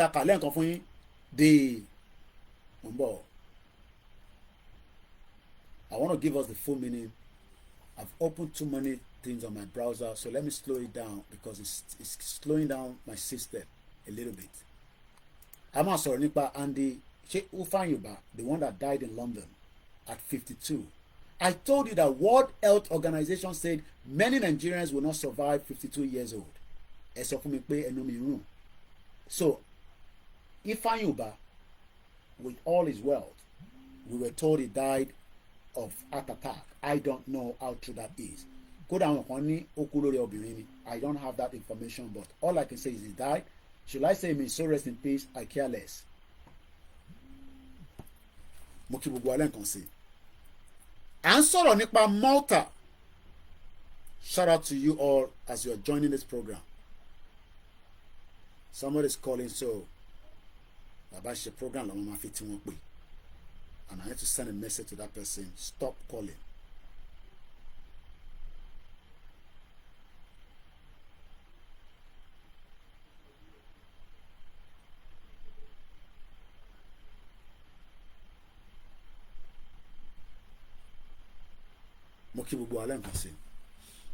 So let's go into a bit of discussion about this Malta under the Observatory of economic complexity. So for us to dive into it, I want you to keep the numbers, because that number is with Tinubu now. Data that Yoruba people can do very well. He said so when he was also campaigning for Yoruba Nation, directly or indirectly, before now, some few years back. So the historical data is telling me that Malta, a country of 500,000, they are not doing very bad. They are not doing very bad. Koda, they are doing very well for the numbers of the people and the population. And we're going to dive into it. We're going to talk about it a little bit. And I want you, if possible, have your pen and paper ready.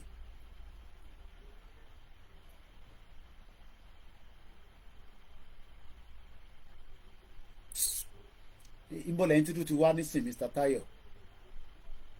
Why are we talking about population without talking of how we can develop our own multitude of systems we have in Nigeria? What is Nigeria? What multitude of systems you want to develop in Nigeria?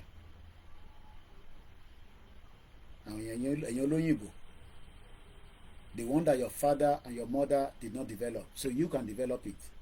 The one that your great-grandfather did not develop, so you want to develop Nigeria. Are you sure you're okay? You better wake up from your slumber and your sleep, because that country is an illusion. You're going to develop Nigeria. How?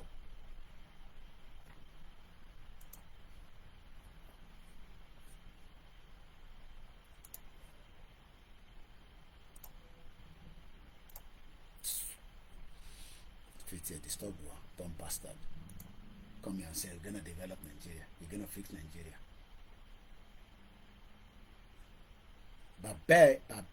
Baba Temi, they could not fix Nigeria.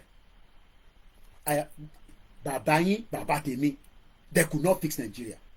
Your father, my father, they could not fix Nigeria. My mom ran out of Nigeria in 1992. Abori yo pe na yan mo te se ndela no ita o se bilano. And you lo se yan mo kekeke. Mama to bí mi, my mother lives in UK now. Mo fẹ́ sọ̀rọ̀ nípa benefit tí mama yẹn jẹ lẹ́nìí. Mẹ́nu débẹ̀ lánàá ni. I was so tired yesterday, but I have all the strength today to go for 5 hours non-stop. This was the reason why my mom left Nigeria sometime 1992. You know, go better for you now. Say, well, we fix Nigeria. My mom was traveling with close to $100,000 for business trip. Far back as 23 countries my mom have traveled to before I was born in the 70s. Come here and say you want to fix Nigeria.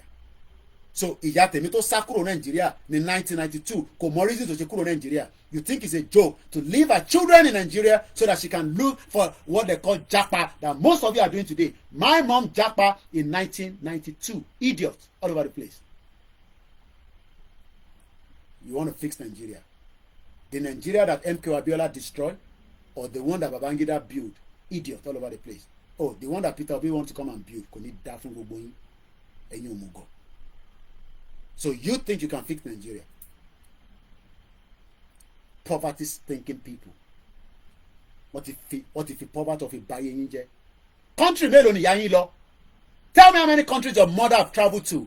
23 countries including China. Ni mọ̀mísí mi ti lọ. 23 countries in this world. And up to date, she just came back from Benin Republic.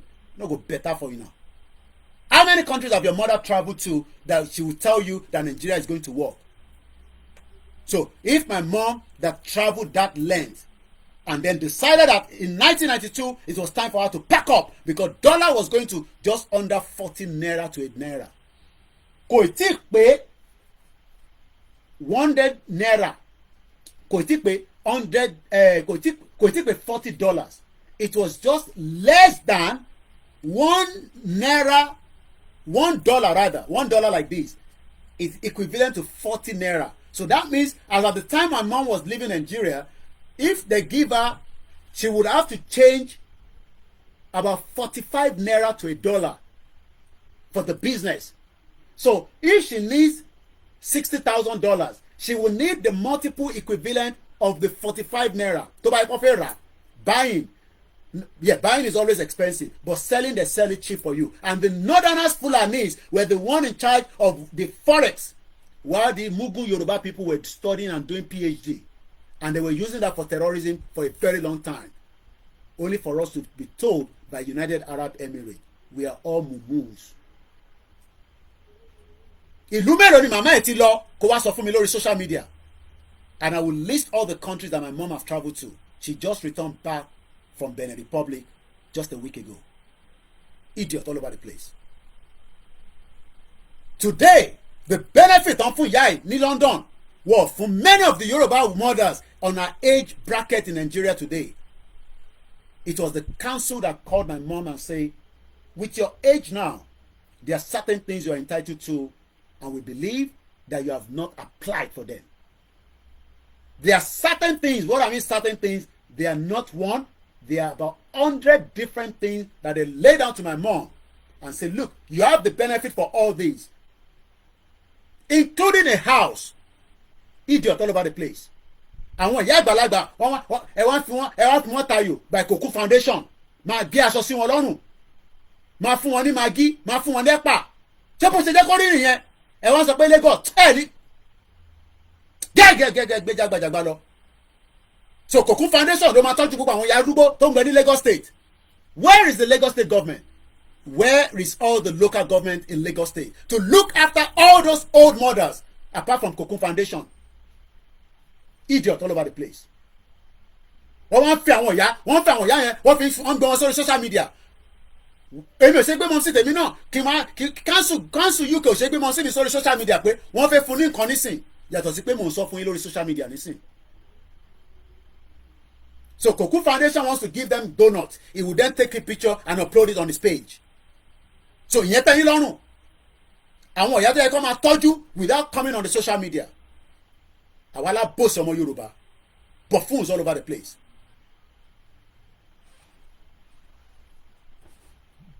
Nigeria is sitting on a keg of gunpowder, and that powder will start exploding from next week. Like it or hate it. Let's go back to Malta. I don't want to be distracted. Mo fẹ́ wà lórí Malta yẹn, because there's so much that can be discussed on Malta for the next 1 hour. A country that is less than 500,000. Let me first give you some of what was exported. Export in tó ṣe nínú country wọn tó wá tà síta. In tó ṣe nínú country yẹn tó jẹ́ 500,000 tó wá tà síta. Farabalẹ̀ kó wo ibi tí ìwọ náà bá rò pé lára nǹkan tí mò ń sọ yìí ó ṣe é ṣe kẹ́ pé tó bá jẹ́ pé inú ilẹ̀ Yorùbá ló wà ìwọ náà lè ṣiṣẹ́ lábẹ́. Kò ń ṣe gbogbo ala máa jẹ́ doctor, kò ń ṣe gbogbo ala máa ṣe bus driver, kò ń ṣe gbogbo ala máa jẹ́ scientist, but ibi tí wọn náà bá rò pé o lè ti ṣiṣẹ́ pẹ̀lú àwọn nǹkan tí mo fẹ́ sọ yìí àwa ṣe máa sọ value of those things. But I can tell you that the refined petroleum in Malta in 2022 was the value of $460 million. That is part of what Nigeria has done for Malta. Kò ní dá fún ẹni tó sọ pé keep Nigeria. A country that is 500,000, and then you're gonna tell me giant of Africa. Oh, it's bad leaders. It was never a bad leader. That is what the British wanted. To make sure that our life is suppressed, and then we can continue to be japa all over the place. Take that number one. In 2022, the total value altogether of Inti Malta Sandy Sita, what they were shipping out of their country, and the one that was going by air, the one that was going by road, the one that was going by train, was the value of $4.8 billion US dollars. A country of 500,000. Kò pé 1 million people. So kí ni wọ́n ṣe táwa náà lè ṣe tá bá dá dúró gẹ́gẹ́ bí orílẹ̀-èdè as 35 million people? Do you know what we can produce as 35 million Yoruba people on every province across Yoruba land? And today, no industry is working. They bring everything in, including everything as included toothpick. And you are there saying, we will fix Nigeria. Eshegoni, comment. How do you fix it? You want to fix a country where we're so divided, because that is what the British wanted.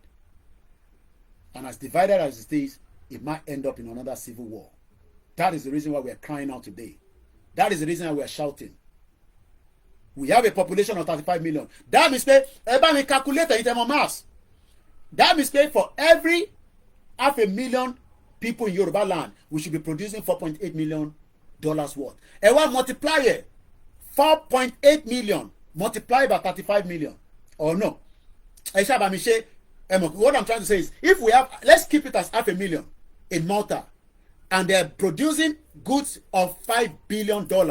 Èló lẹ rò pé àwọn máa lè produce as Yoruba people as 35 million. Ẹ fún mi ní figure yẹn, ẹ̀yin tẹ́ mọ̀ maths, ẹ̀yin tẹ́ mọ̀ further maths. Èló lẹ feel pé Yoruba lè máa produce in 1 year tí Malta bá ń produce $5 billion worth of goods sent out of their country. Kí lẹ rò pé àwọn lè produce? Àwa jókòó sí abroad, ẹ̀yin jókòó sílé, gbogbo àwa ń suffer. Àwa ń pariwo, èèyàn kan wá ní ká shut up, báwọn tá à ń sọ. Kí là ń ṣe ní bíbáyìí? We will come and do the same thing in Yoruba land.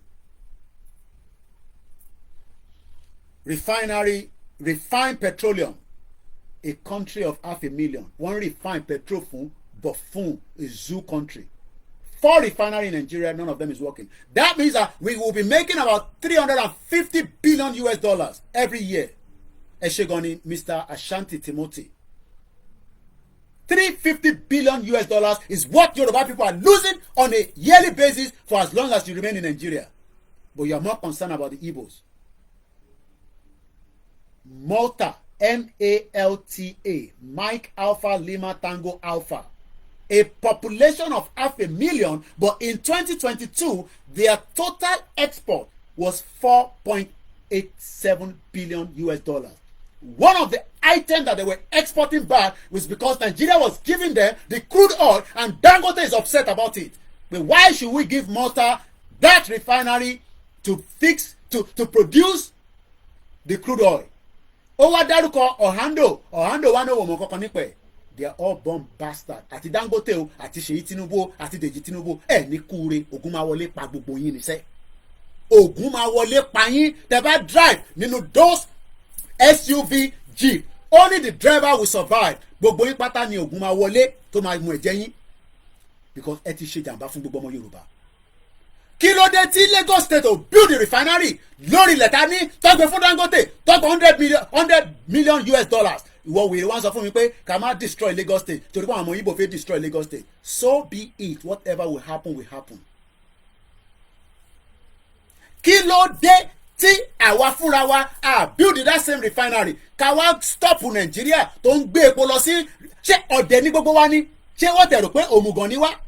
Ṣé wọ́n rò pa stupid? Tọ́rọ̀ pé kò irú ìjọba yóò ní wá tá a máa ṣàlàyé fún yín. Even if I'm screaming, I'm shouting, I'm trying to still give you the narrative in the way that they understand it. Bóyá ògbọ́n kan tí mò ń sọ dáadáa ní gbogbo ìlàjẹ ní Ondo State ó yẹ ká ní refinery níbẹ̀ tó máa bá wa refine gbogbo epo Nàìjíríà. Ìtẹ̀fí ń gbé lọ sí Malta kò dé ń ṣe Malta nìkan ló ń gbé lọ. Many countries around the world are enjoying refined Nigeria crude oil. Ìwọ wá wà ní bíbà àwa wá jọ ń struggle. Mo wá ń pariwo lójoojúmọ́ pé ọ̀rọ̀ tó wà nílẹ̀ yìí Yorùbá lè make it $350 billion every year tá bá dá dúró gẹ́gẹ́ bí country. Ó wá ń bi mí pé ta ló máa ṣe prime minister, bàbá ẹ̀ ló máa ṣe prime minister, ìyá ẹ̀ ló máa ṣe prime minister. Wọ́n tó bẹ̀ wọ́n jù bẹ́ẹ̀ lọ. Gbàtẹ́ pọ̀ dẹ̀ nìyí. Ẹ̀ ń wá òtítọ́ lọ́dọ̀ Channels Television, lọ́dọ̀ TVC, lọ́dọ̀ NTA. Ibẹ̀ lẹ ti máa rí. Máa wá òtítọ́ lọ́dọ̀ BBC Yorùbá. BBC Yorùbá is the British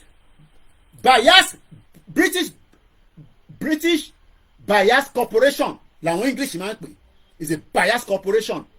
But tó bá ti tan fóònù wọn BBC Yorùbá kí lẹ tún gbé wá fún wa o. Idiot all over the place. And we are the one paying for that services tẹ́yìn enjoy ní Nigeria. But yet they are against what we are saying.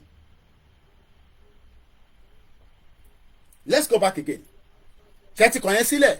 So in 2022 Malta helped Nigeria and many countries. And let's look at the countries that they were sending those refined products to.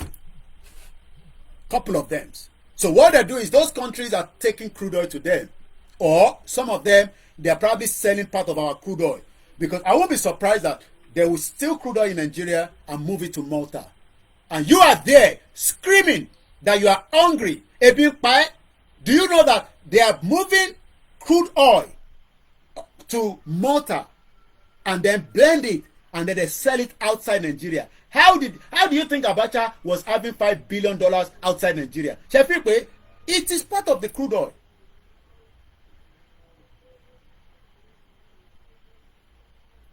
Àwọn wá bíbá yìí nísìn àwọn sọ tó ń dùn wá lọ́kàn èèyàn kan wá dé àwọn máa sọ̀rọ̀ ọmọ Ìgbò sọ̀rọ̀ ọmọ Ìgbò ni mò ń sọ nísìn à ń sọ tó ń dùn gbogbo wa lọ́kàn.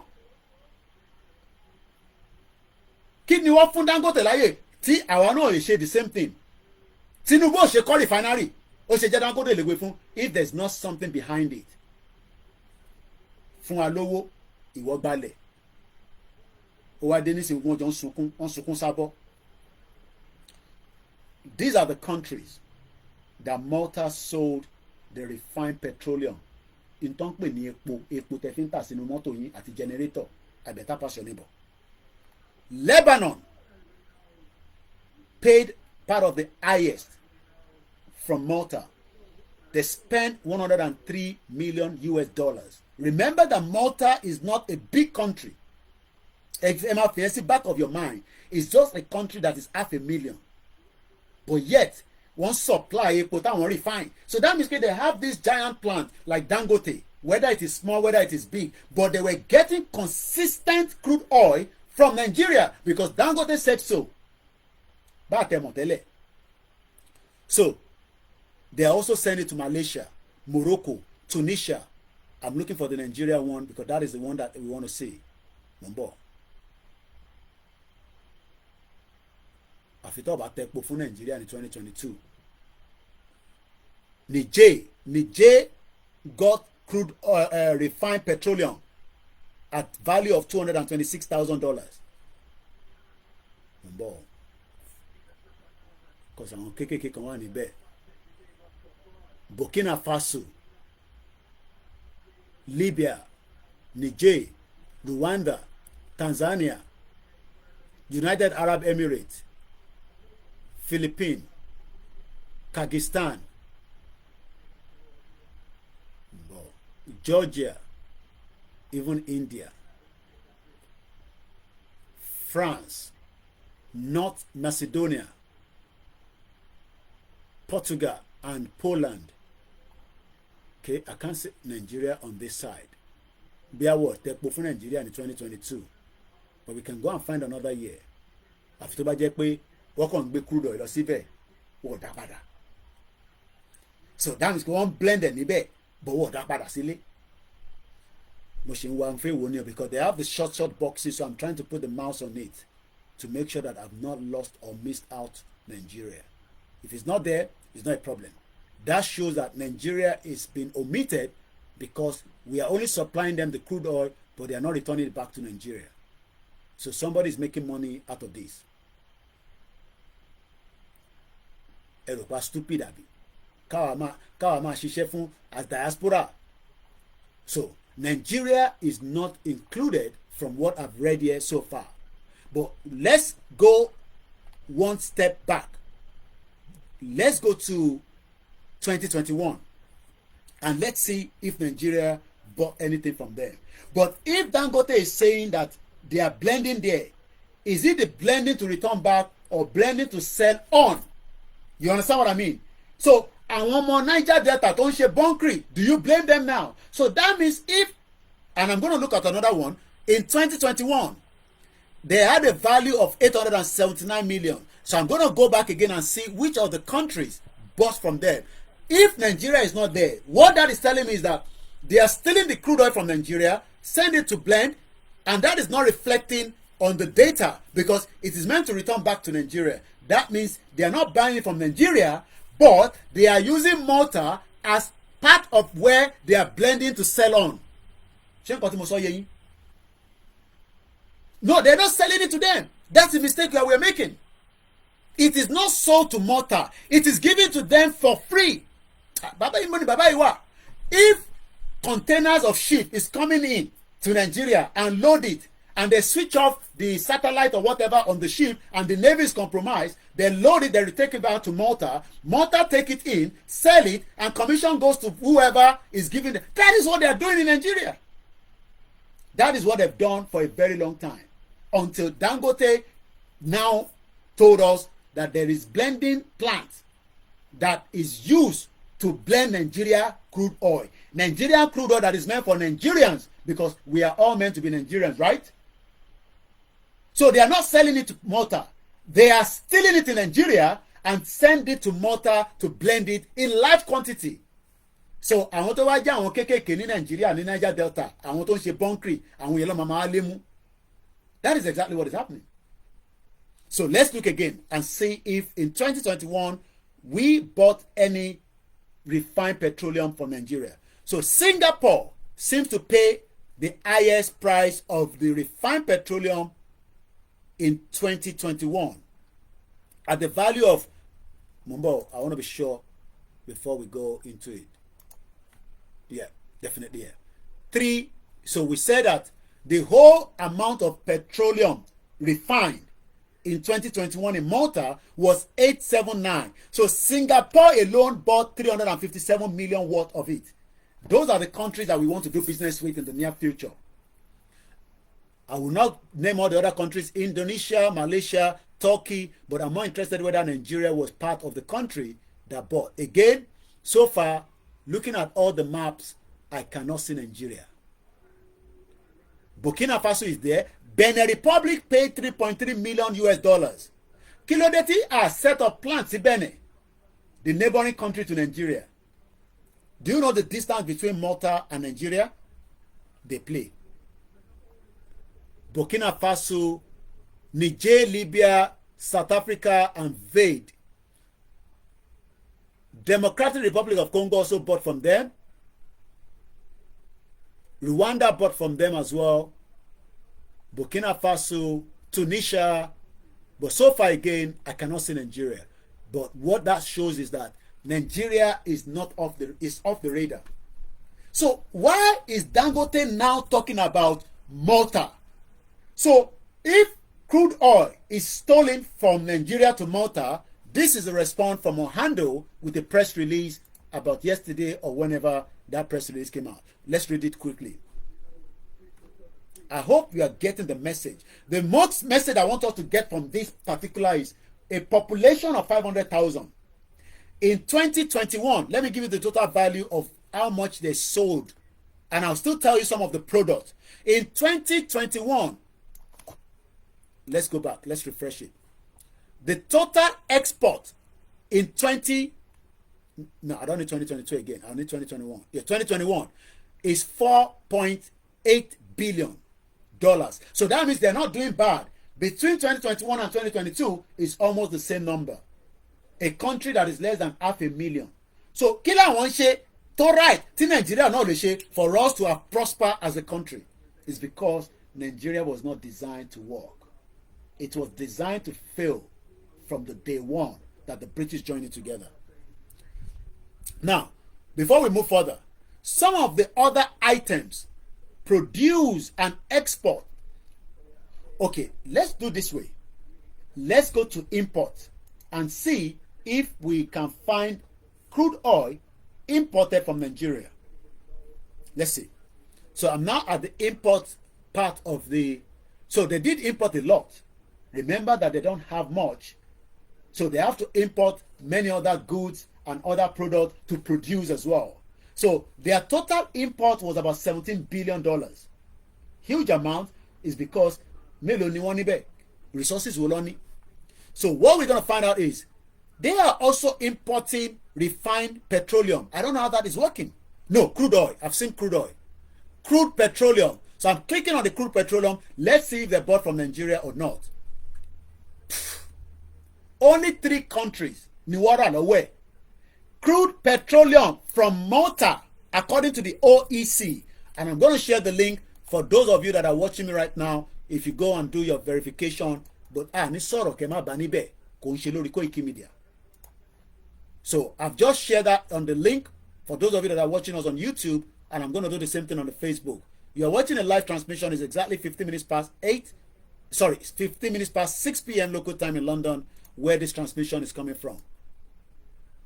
Yes, you're right. F1 say, yes, off the radar to Nigeria. So when they move into Nigeria, they switch off their radar. And the Navy is compromised. Every one of them is compromised. They are all criminals. So I've just shared the link in case you also want to click on that link, and it will take you to exactly where I'm reading from. And those of you on Twitter that you want to just have a proper check, I'm doing that as well now. I will be telling you a little bit more about the man that died in London and why he wanted to assassinate Simon Ekpa some few months ago. Is it karma, or is it just that death came because he was due to die? 52 years old, with all the wealth. I was told, from what we read, he died of heart attack in a London hotel. Should I say God bless his soul? No. Let him go and deal with that soul, wherever that soul is going. I care less. So, let's come back to Malta.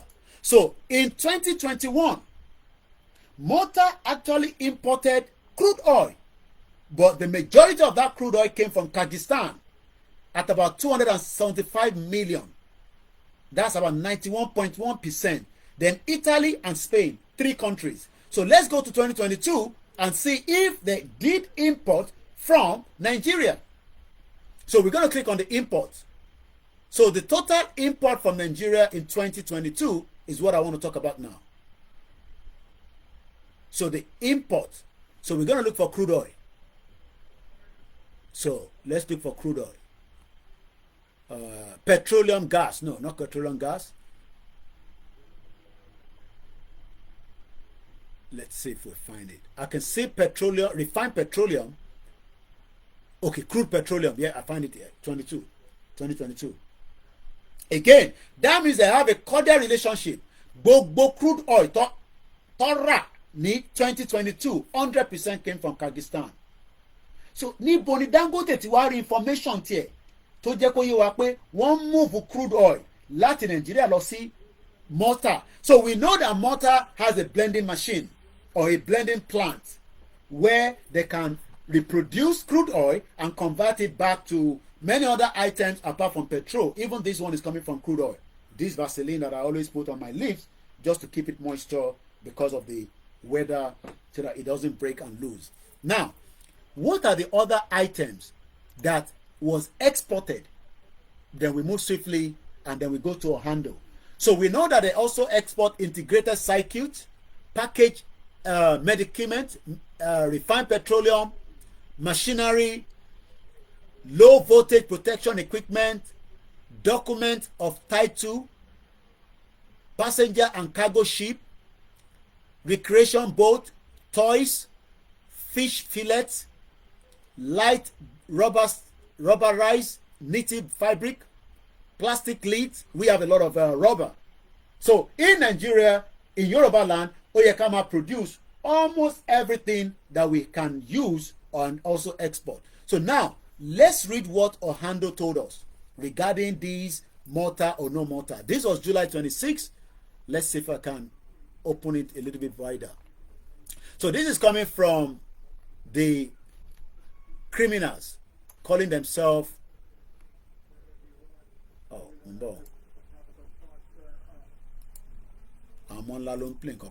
let's go back here. I want to open it a little bit because I'm far away from the laptop. So Lagos, Nigeria, your Lagos again.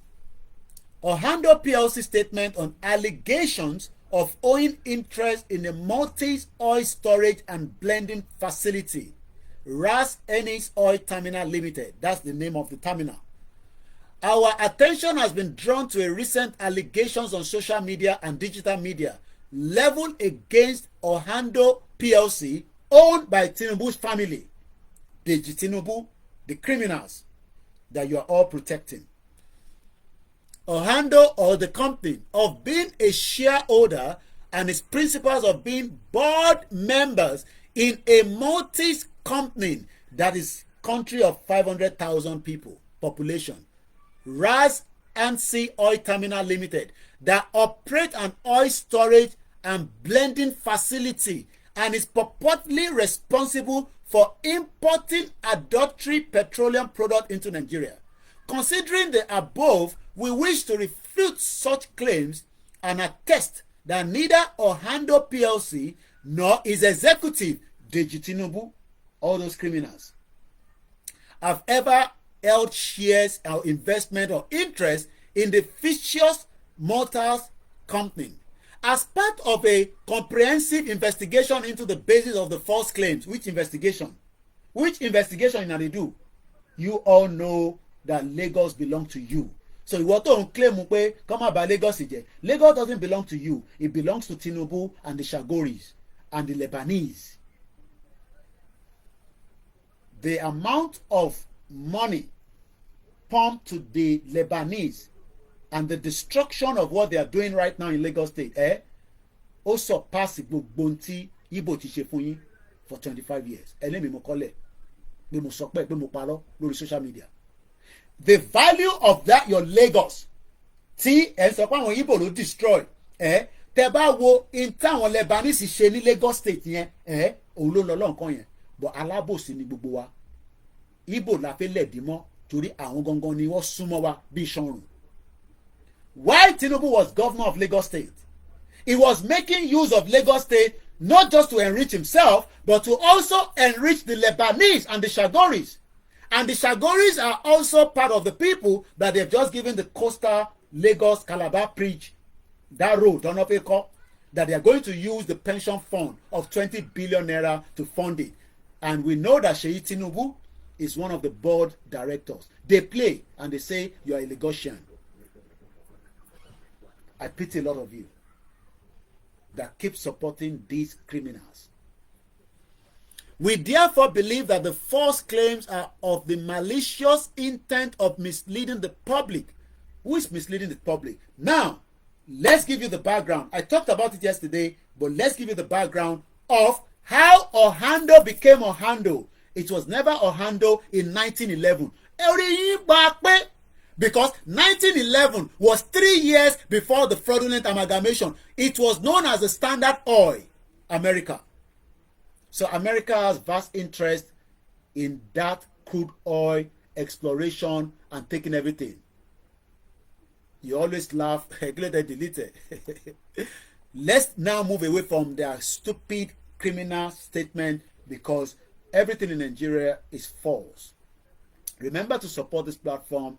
The First Bank 3096808848. Olayomi Koiki. It is ethical.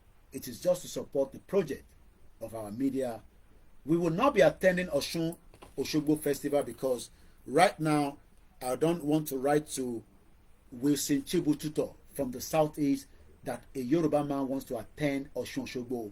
Until that is resolved, Koiki Media will not. We have pulled out of the Osun Osogbo Festival this year. Even if I wanted to send my team, we have pulled out. Let them deal with the problem that Adeleke and the kings and those that have vast interest to sell off Osun Osogbo to an indigene that is not a Yoruba man. So let's go to the history of Oando. The same Oando, as we know, is a subsidiary of Vito. I told you yesterday on the program of the 26/7/2024. Go and watch it. But we're going to talk about it again. Vito is a Swiss-based Dutch multinational energy and commodity trading that was founded in Rotterdam in 1966. And Oando, owned by Tinubu's family, is part of Vito. Vito is a company, it's not a country, yet they are valued at $404 billion as at last year. They play. The whole forex that Nigeria has today, foreign reserve, is not even up to $50 billion. Yet, that Olori Buruku Kadoso continue to use the dollar forex to manage the naira, and that is why your naira continue to go down.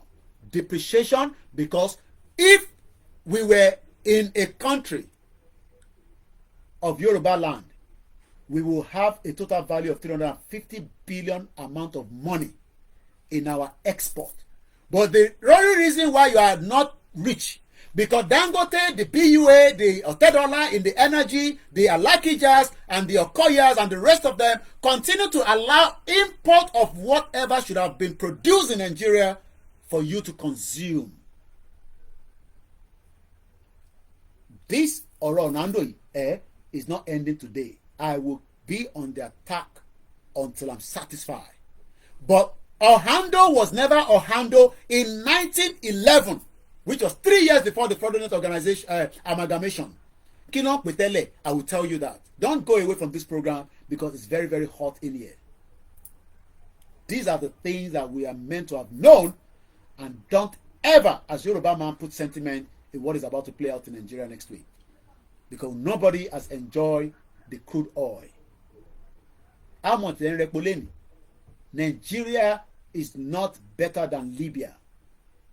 Petrol in Libya is like water. Water is more expensive than petrol in Libya. So put on the people in Libya, if you're watching me, put in the comment section. The cheapest thing that they do in Libya today is petrol. You should not be paying up to 60 naira to a liter for your petrol. If Nigeria was refining all those products ourselves with all the fake 4 refineries that was never ready to work. Babami Omitola Kendini. I do laugh when I hear that Nigeria go better. How? Because I've been hearing this ever since I was young. It can never be better. And your life will be miserable. And some of you might die of heart attack like Ifeanyi Uba. With all his money, he ended up to die of heart attack from what we heard. I told you, World Health Organization say Nigerians will not survive 52 years old. If you do, you're lucky. Now, let's continue. Oando PLC is a Nigerian multinational energy. It was never Oando as far back as 1911. We'll find out here. They keep changing the name, moving the name, so that we get confused. But we want to find out the root of a problem. You are telling me about 1960. Was our problem from 1960? Was our problem from regional government? No. Our problem was from the amalgamation of a fraudulent country called Nigeria. That is what we need to destroy. That is what we need to break. That is what we need to de-amalgamate so that we can go back to where we are before. So they were sucking Nigeria after they detected crude oil. America, Britain, and the rest of them. And they were using their own name. Nigeria was a trading partner. It was for economic reason, the amalgamation. It was not because to also you can never unite. There will be bigotry, there will be fighting, we will hate each other to thy kingdom come. In July 2016, Oando entered into a tripartite agreement. What is the meaning of tripartite? Because we cannot first be talking about tripartite if we do not know the meaning of a tripartite agreement. Tripartite agreement is a business deal between 3 separate parties. So Oando was doing business dealing with 3 different, and that's why it's a subsidiary of Vito, a Rotterdam, Amsterdam company. In the mortgage industry, a tripartite or tripartite agreement often takes place during the construction phase of a new home or condominium complex to secure so-called bridge loan for construction itself. What is a tripartite agreement and how is it used? A tripartite agreement is the business between Oando and Vito to make sure that you Nigerians will live in abject poverty, and they will make a decision on your life with the crude oil that Nigeria has in the Niger Delta, and they destroy all the fishing areas. They cannot go to the fish again anymore. The one in Oando is being sucked for so many years. Does not benefit anybody. So why are you putting sentiment in Nigeria is what I don't know as Yoruba people. A tripartite agreement is a deal between 3 parties. The term can apply to any deal, but it's commonly used in the mortgage market. So are we saying that they mortgage Nigeria using Oando owned by Tinubu's family? So while we are thinking we have crude oil, while Dangote think he has crude oil, they are telling him, no, that crude oil is no longer our own. There's a tripartite agreement, big English, that will destroy our head. Understanding a tripartite agreement spells out the various securities and contingency between the three parties in the event of default, in case Oando does not supply the crude oil to Vito. So you can see why Tinubu was not ready to support Yoruba Nation, because his business interest in Oando is linked to a tripartite with Vito. But it was never Oando, because history told us that it was a name called Standard Oil PLC America in 1911. Let's go further.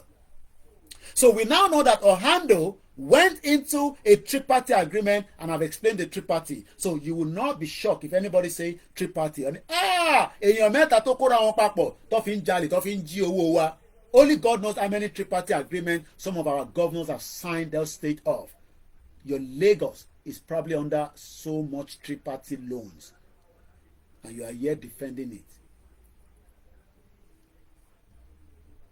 So Vito Group, an independent trader of energy commodities, and the Elos investment partner. That means that three: Oando, Vito, and Elos. Elos is also owned by Tinubu's family. Enemi Mosobe. Let them release a statement and tell me that I'm lying on the social media.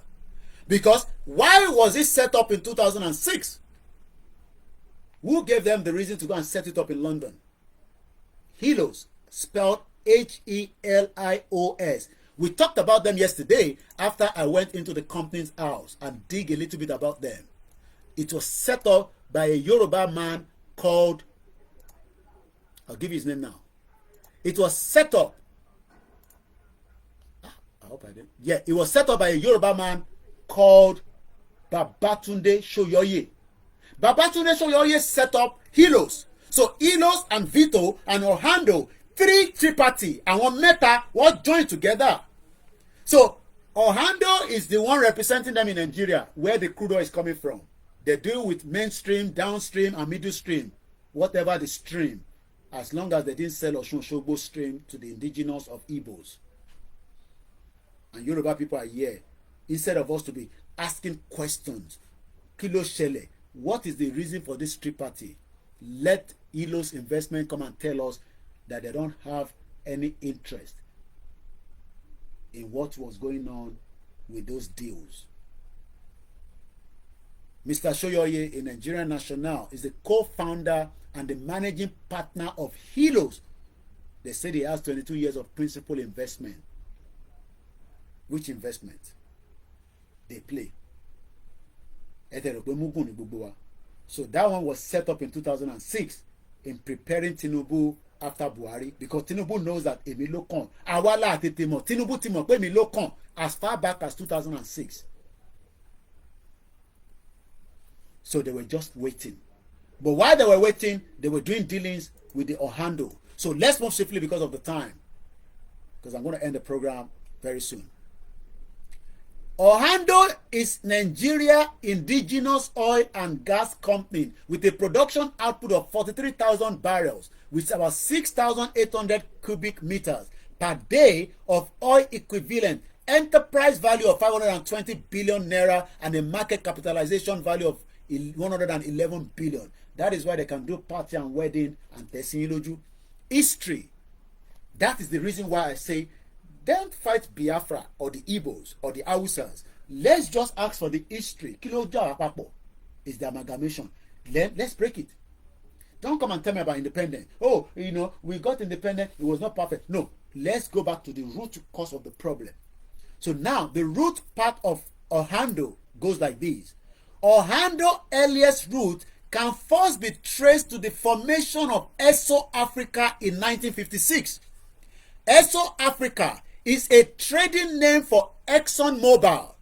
Originally, the name was primarily used by its predecessor, Standard Oil of New Jersey, after the breakup of the original Standard Oil Company in 1911. The company adopted the name Esso, to which the other standing oil companies would later object.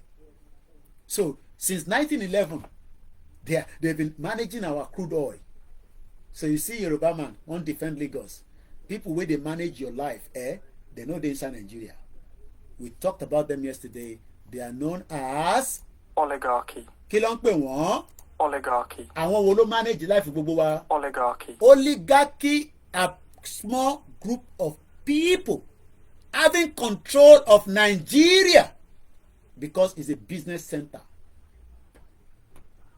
But we are here now explaining all this. But you're not going to listen because you're waiting for Pastor Gio, Tunde Bakari, Polade Farasin. The one we tell us in 1999 considers a fraud. Only for him to say, let's go and vote again. And many of them like that. So those managing our affairs on our behalf are known as Oligarchy. They are good at managing their affairs. Just make sure that the protests bring Oro out. Who are the people going to bring Oro out? Oligarchy. Who are the people that will bring more people to come and kill you? Oligarchy. Who are the people that kill you during the NSAS? Oligarchy. Who are the people that have been killing Yoruba people? Oligarchy. They are not Igbos, idiots. They are not Igbos. They are our people colluding with the oligarch. Not that the Igbos are not included as well, but the majority of them are Yorubas. Because Odaleniwa, Alabosi. But some of you are also enjoying part of it. So you will be one of those that doesn't like this kind of program. Koiki, stop talking like that. Talking like Omalata. You go better for your papa. I've ate. Oh, it come back. Oh, many can have digested back. Pure water. Yama Gbogbo Ọmọ. Emma can go sit the next week. And the fact that we have one Nigeria. Our time for one Nigeria, no. Do that. Ọ̀rọ̀ àpá àwọn orin jàmọ́ nìyẹn. Máa ń láìka àwọn orin jàmọ́ yẹn. Nígbà tí mo ṣe máa ń lọ club. Ẹ káàbọ̀ padà sórí ètò Alpha. Mo mọ̀ pé ẹ̀yin èèyàn máa ti rẹ́rìn gan pẹ̀lú bó ṣe ń ṣe kíni, bó ṣe ń jùlẹ̀ fún wa gbàs gbàs. Ọláyọmí Kóìkì ní wáyé tì. Bàbá mi tó ń ṣú ẹ̀ ní ṣìṣe. Ṣé yí ọ̀rọ̀ tó wà lẹ́jẹ́ ká bára wa sòótọ́ ọ̀rọ̀? Kò sọ́gbọ́n ta lè dá sí o. Aláàfẹ́ bọ́. Ẹ wá lẹ fẹ́ fi sùúrù ṣe. Ṣèbí wọ́n lẹ́ni tó bá máa bẹ́ṣù jẹun síbí àgùn ni. Kí ló wá ń ṣàwọn ọmọ Yorùbá? Kí ló dé Yorùbá? Wọ́n lẹ́ni bá máa bẹ́ṣù jẹun síbí àgùn. Àwọn tá à ń bá lọ́jà, wọn ò fojú re wò wá. Wọn ò bẹ́ lọ́nka bọ́ lóko ẹrú. Àwọn tó pín ògo wa sọ́wọ́, wọn ò rẹ́dí àti fi sílẹ̀. Ẹ wá lẹ fẹ́ bá wọn ṣe rí ọwọ́. Ẹ fẹ́ fi sùúrù bọ́. Ẹ fẹ́ fi sùúrù gba ẹ̀tọ́ yín. Who does that? Ibo ló ti ṣe bẹ́ẹ̀? Ìbéèrè tí ò fàjà ni. Ibo ló ti ṣe bẹ́ẹ̀? Ṣé rò pé àwọn ọ̀jẹ̀lú tó wà nílùú Nàìjíríà, ṣé rò bí wọ́n máa jẹ́ kẹ́ lọ ní? Ẹ̀yin èèyàn, ẹ̀ẹ́dẹ̀ wake up. Tinubu ṣẹ̀ṣẹ̀ lò 14 months. Wọ́n ti jẹ gbèsè 20 kìíní kan trillion, not million, not billion. Mo gbọ́ báyìí ara mi dẹ̀ ń bù máa sọ pé níbo gbèsè táwọn ọmọdọ́mọ ò lè san tó Tinubu náà tuntun ti jẹ́lẹ̀ fún wa. Nígbà tí wọ́n ti jẹ gbèsè 23 trillion. Ṣé kò rí bákan ní bọ́dì yín ni? Ṣé mi nìkan ká lára ni? 14 months. Èèyàn ti jẹ gbèsè 23 trillion. Ẹjọ́ tó máa fi lo 4 years ńkọ́? Tó máa fi lo 8 years ńkọ́? Gbogbo àwọn sẹ́nítọ̀ tí wọ́n gba 27 million lóṣooṣù kò mọ́ allowances gbogbo tí wọ́n gbà gbogbo nǹkan làwọn pípù yìí ń gbà láwásìsì lé lórí títí dórí ilé tó ń gbé wọ́n gbà láwásìsì wọ́n lo mọ́tò 200 million ṣé gbogbo owó àwọn yẹn ló máa wá fẹ́ kìjẹ́ bọ́ lẹ́nu wọn ṣé gbogbo owó àwọn yẹn ló máa wá sọ wípé àwọn fẹ́ wòsùsù àwọn fẹ́ ṣàánú yín lọ́la pé kẹ́yìn náà lè live a better life tó bá fẹ́ kẹ́ live better life ni wọn ò ní bá dé ibi tó dé yìí náà wọn ò ní bá dé ibi tó dé ẹ lọ farabalẹ̀ kẹ́ lọ rí nǹkan tó ń ṣẹlẹ̀ Nàìjíríà ń sìn ẹ mọ̀ wípé àfi káràbá yín túnra mú kódò má bàa gbá rèrè yín lọ ẹ mọ̀ pé àfi kí àràbá yín kó ṣe kí ni mo pé kó lọ tún ara mú nǹkan tó wà ńlẹ̀ ò dẹrùn kò dáa nǹkan tó wà ńlẹ̀ kó ṣe kí ni mo pé kò dáa wọ́n ti bàlú yẹn jẹ́ tán Nàìjíríà ti wà nínú ọ̀gbun ìkorò tí ẹ bá gbọ́ iye gbèsè tí wọ́n ti jẹ ẹ wo iye táwọn pípù yìí gbà mo tún gbọ́ fìrìfìrì sí wípé epo tí wọ́n ti wà ní Nàìjíríà lọ sí àwọn kọ́ńtì tó máa ń supply lépo àwọn Nàìjíríà ti gbowó lọ́wọ́ wọn ọlọ́ngbà tí mo gbọ́ báyìí mi ò lè máa sunkún epo tí wọ́n ti wà ẹ má gbàgbé pé gbogbo àwọn neighboring country yẹn Nàìjíríà ló supply wọn lépo yàtọ̀ sáwọn ìlú aláwọ̀ funfun míì náà àwọn ìlú aláwọ̀ funfun kan wà náà tó yẹ pé Nàìjíríà ló supply wọn lépo Nàìjíríà ti gbowó lọ́wọ́ gbogbo wọn láì tí wá epo fún wọn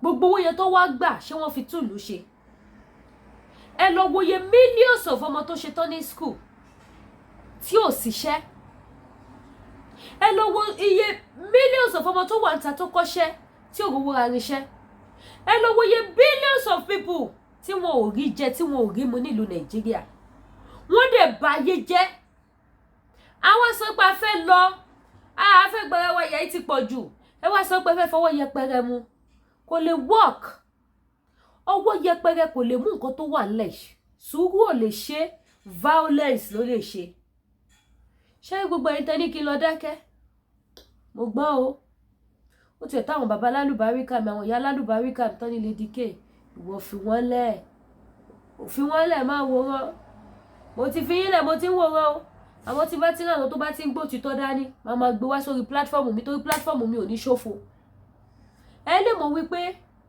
tí ẹ bá ní kí Lady K dákẹ́ who is Lady K láàrin billions of ọmọ Yorùbá tọrọ ń ká lára ó ṣé kí lọ máa bá yín gbà wọn program àwọn speaker tẹ́ ẹ̀ tí ẹ mọ̀ kí lọ máa bá yín gbé wá kí wọ́n máa gbọ́ nǹkan tó jáde lẹ́nu wọn ẹ mọ̀ pé Lady K wẹ́ obìn tí ó bì lò Lady K tẹ́ ẹ halẹ̀ mọ́ Káyọ̀dé ẹ mọ̀ pé wẹ́ obìn tí ó bì lò ọlọ́kọ̀ fún rẹ̀ wà fákùkọ ẹ̀ ni a ní ká gbára wa lóko ẹrú ẹ̀ ń dìtẹ̀ ṣe rí ẹyẹ èèyàn jẹjẹ yín sí mẹ́tọ́dì tó tún wá lò ń ṣe bá mi ṣí ètò yìí àwọn kan máa jòkó síbì kan wọ́n wá ṣe voice note wọ́n máa pa wọ́n ní wọ́n máa ṣe ní irọ́ ni o àwọn kan jòkó síbì kan wọ́n ní ẹ wo àwọn fẹ́ tú àṣírí ni o strategy tí Nàìjíríà fẹ́ lò fún pẹ̀lọ́wọ́ protest wọ́n kó bẹ̀rù sí yín lọ́kàn ní kẹ́ má lè bọ́ta o Nàìjíríà wọ́n ti ya máàpù báyìí wọ́n ti ṣe báyìí wọ́n ti rí nǹkan táwọn máa ṣe fáwọn èèyàn nǹkan táwọn máa ṣe ni ara wọn ni o wọ́n ń tọ̀ yín ni o ẹ bọ́ tẹ lọ́jà fẹ́ tọ́ yín mi ní sọ jù bẹ́ẹ̀ lọ ẹ wá ra gbogbo product táǹtà lórí ìkànnì Lady K ẹ jọ̀ọ́ má bínú torí Ọlọ́run ẹ̀yin ẹ̀yin bàbá ẹ jọ̀ọ́ ẹ ṣàánú mi owó laptop mi ò tí ì pé kí n fodidi oṣù kan kí n fi sunkún owó laptop lórí social media kí n má rówó ó lẹ́tíkẹ́ lẹ́yìn àwọn ìyá mi méjì tó fún mi lówó àwọn méjì tó fún mi lówó laptop ìyá mi kan fún mi 100 ìyá mi kan fún mi 30 ẹ jọ̀ọ́ ẹ ṣàánú mi ẹ bá ń fowó kún ẹ ràn mí lọ́wọ́ ẹ ṣàánú mi ẹ ra làpí fún mi ẹ bá ń fowó kún oní 20 oní 50 oní 30 ẹ̀yin tó lọ́n bá bùkún fún tẹ bá fẹ́ bá fowó kún wò làpí mi ti bàjẹ́ ẹ jọ̀ọ́ ẹ pé WhatsApp number mi program ń tẹ̀síwájú o no going back I stand gidigba for Yorùbá nation no going back ká lè máa ṣe program wa lẹ́sẹẹsẹ ẹ jọ̀ọ́ ẹ bá ẹ ra lápí fún mi ìyẹn bẹ́ẹ̀ mi ní ẹ̀kọ́ studio fún mi ní ẹ̀ra mọ́tò fún mi ní ẹ̀kọ́ lé fún mi laptop ní kí wọ́n máa fi ṣiṣẹ́ Yorùbá nation mi nìṣó ẹ jọ̀ọ́ ojú òní tì yín ìyẹn bẹ́ẹ̀ ẹ̀yin tẹ́ bá fẹ́ ra cream tó dáa gbogbo ẹ̀yin tẹ́ bá comment Lady K you are looking glow you are looking beauty what is your secret iléeṣẹ́ Danari skincare ní secret mi Danari skincare òun mo fi ń ṣe kí ni mo fi ń packaging skin mi òun mo fi ń tún body mi ṣe òun ló jẹ́ kí n máa dán. So gbogbo ẹ̀yin ìyá mi ẹ̀yin bàbá mi tẹ́ bá fẹ́ ra body cream body soap face cleanser tó wà pa gidi àwọn ní bó ṣe wà ní sọ ti fẹ́ tọ́mọ orange lò ní ẹ̀kan lọ́sẹ̀ mo dẹ̀ ń lò sí once in a week ni mi fẹ́ kó tán kí mi tó dé. Body cream náà wọ́n ní lóríṣiríṣi face soap body soap gbogbo ẹ̀ láti iléeṣẹ́ Danari. Bákan náà ẹ̀yin tẹ́ bá fẹ́ ra ti jẹ̀díjẹ̀dí láti iléeṣẹ́ TL Natural Herbal. Ṣé product iléeṣẹ́ TL Natural Herbal àwọn product tí mo lè fi ọwọ́ ìsọ̀yà fún yín ni because ó jẹ́ bí idán confam. Gbogbo ẹ̀yin tẹ́ bá ní diabetes ẹ pè mí kí fún yín phone number iléeṣẹ́ TL Natural Herbal. Gbogbo ẹ̀yin tí ẹ bá ní jẹ̀díjẹ̀dí ìbájakọ ìbájabo ẹ pè mí kí fún yín ní phone number iléeṣẹ́ TL Natural Herbal.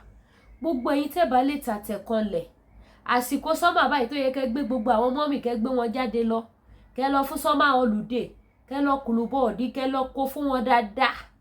Gbogbo egungun tó ti kákò nínú òtútù kí gbogbo ẹ̀ náà tọ̀tọ̀tọ̀ lásìkò yìí tẹ́ ẹ lè ṣe bẹ́ẹ̀ ẹ pè mí kí n fún yín ní phone number iléeṣẹ́ TL Natural Herbal.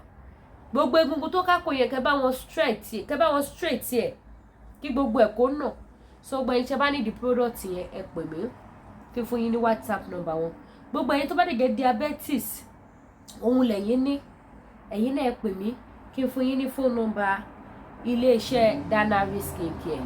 Gbogbo ẹ̀yin tó jẹ́ pé flat tummy lẹ nídìí fún àbí weight yín lẹ fẹ́ lose bóyá ẹ ti rí pé no ẹ ti had too much weight ẹ ti heavy ẹ pè mí kí n fún yín phone number wọn. Gbogbo evidence yẹn máa disappear ara yín máa fúyẹ́ ó máa já wá bí yẹn ṣe jẹ́ nìyẹn. Ní ẹ̀sẹ̀ yìí tẹ́ bá tún wá fẹ́ ra báàgì bàtà pọ́ọ̀sì aṣọ àwọn latest fabric àwọn fabric tó mú yes láti iléeṣẹ́ unique nílùú Japan àti Nàìjíríà. Ṣé gbogbo èyí tẹ́ bá fẹ́ lo aṣọ gidi tẹ́ bá lọ sí iléeṣẹ́ unique ẹ miss o because àwọn fabric tí kò common lórí gbá àwọn fabric tó wà pa tó mú yes gidi òun ni wọ́n ní o pẹ̀lú àwọn set bag and shoe bag and purse shoe and purse lóríṣiríṣi àti bẹ́ẹ̀ bẹ́ẹ̀ lọ. Ṣé fìlà lẹ́fẹ́ ni ṣé gò ojú lẹ́fẹ́ ni láwọn nice one tó wà òkè dáadáa tí owó òdẹ̀ ga ni lára tó jẹ́ pé tẹ́ bá lò bá wọn yóò máa jí yín wò pé wow ẹ̀wọ̀n nǹkan tẹ́ni kó sí iléeṣẹ́ unique ló wà o. Ibẹ̀ nìkan lẹ ti lè get the best fabric no be for mouth best fabric àti shoe and bag tó gbá ski tó mú yes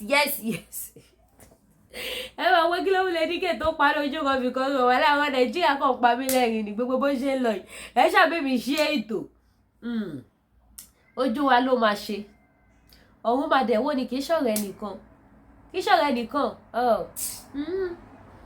so ẹ pè mí kí n fún yín ní phone number bó ṣe jẹ́ nìyẹn. Ẹ má wàá gbàgbé yìí ìyá mẹ́rin bàbá mi kò dá kí n mọ̀ ṣàgbé kò dá kí n mọ̀ wá kí n mọ̀ lẹ́nu mi gbẹ bísínẹ́sì kan ṣoṣo tí mò ń ṣe patronize mi mo ní kẹjọ kẹ lọ download lemfi app ẹ lọ referral code mi kẹ fi ṣẹ́wó dọ́là má ti gara gidi 16 no be small thing o.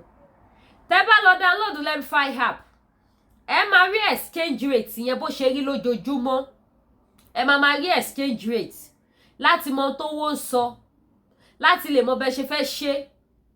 So mo bẹ̀ yín mo rọ̀ yín ẹ patronize mi ẹ bá mi dòwò pọ̀ ẹ lọ referral code mi kẹ́ fi ṣẹ́ owó ojú òní tì yín. Ẹ̀yin tẹ́ bá wà l'America for the first time ẹ máa gba $20 ẹ̀yin tẹ́ wà Canada ẹ máa gba $30 ẹ̀yin tẹ́ wà ní UK ẹ máa gba £10 ẹ jọ̀ọ́ patronize mi referral code mi lẹ́wọ̀ lókè yín ojú òní tì yín. Ẹ ṣàánú mi kí n tẹ́ lè rówó fi ṣe business. Mo fẹ́ tajà ṣẹ́gun bí mo ṣe wà nílé mi ò lè tajà ni mo lè tajà owó ni ò tí sí tó bá dọ́wọ́ mi sì máa bẹ̀rẹ̀ sí ní tajà tí máa display ẹ̀ fún gbogbo ẹ̀yẹ lálùbọ̀ ẹ̀kẹ́ bàbá dùnú pé brown tí mò ń tà o Lady K ọlọ́jà rẹ o ẹ wá rajà má máa tà á. Ẹ ṣàánú mi ẹ jẹ́ lówó lọ́wọ́ ẹ patronize mi ẹ lo referral code mi kẹ́ fi ṣẹ́wó ojú òní tíyìn.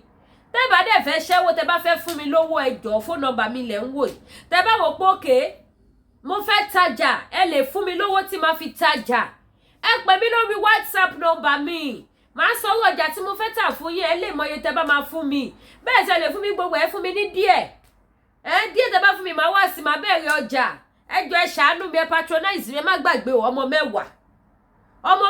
ló wà lọ́wọ́ mi o, ọmọ 10 àwọn ọmọ donuts tó donate gan fún mi, ẹ patronize mi o, ẹ ṣàánú ọlọ́mọ yọyọ o, mo dẹ̀ ṣe wà mo sì máa bí dọ́sìnì sí, yes mo sì máa bí sí, but mo fẹ́ bẹ̀rẹ̀ iṣẹ́ náà kí n tó bí sí, kí n má lè máa wà tọrọ owó lórí social media, so ẹ patronize mi ojú òní sí mi ní wá yín tì, èmi náà ni wọ́n nífẹ̀ẹ́ lómi ṣe bí baby of Yorùbá nation, Yorùbá nation no going back, say back to nǹkan tí wọ́n fẹ́ gbọ́ lẹ́nu mi nìyẹn wọ́n fẹ́ kí Lady K sọ pé say back to bad government, wọ́n fẹ́ gbọ́ lẹ́nu Lady K mi mọ́ tó dé mi mẹ̀ṣẹ̀ mi, Lady K máa sọ̀rọ̀ o, Lady K má dá sí o, kí ló dé ṣé mi nìkan ni ó dáa say no to ẹ máa parí ẹ̀ sísàlẹ̀ ń bẹ̀ yẹn ṣeun gan ire o.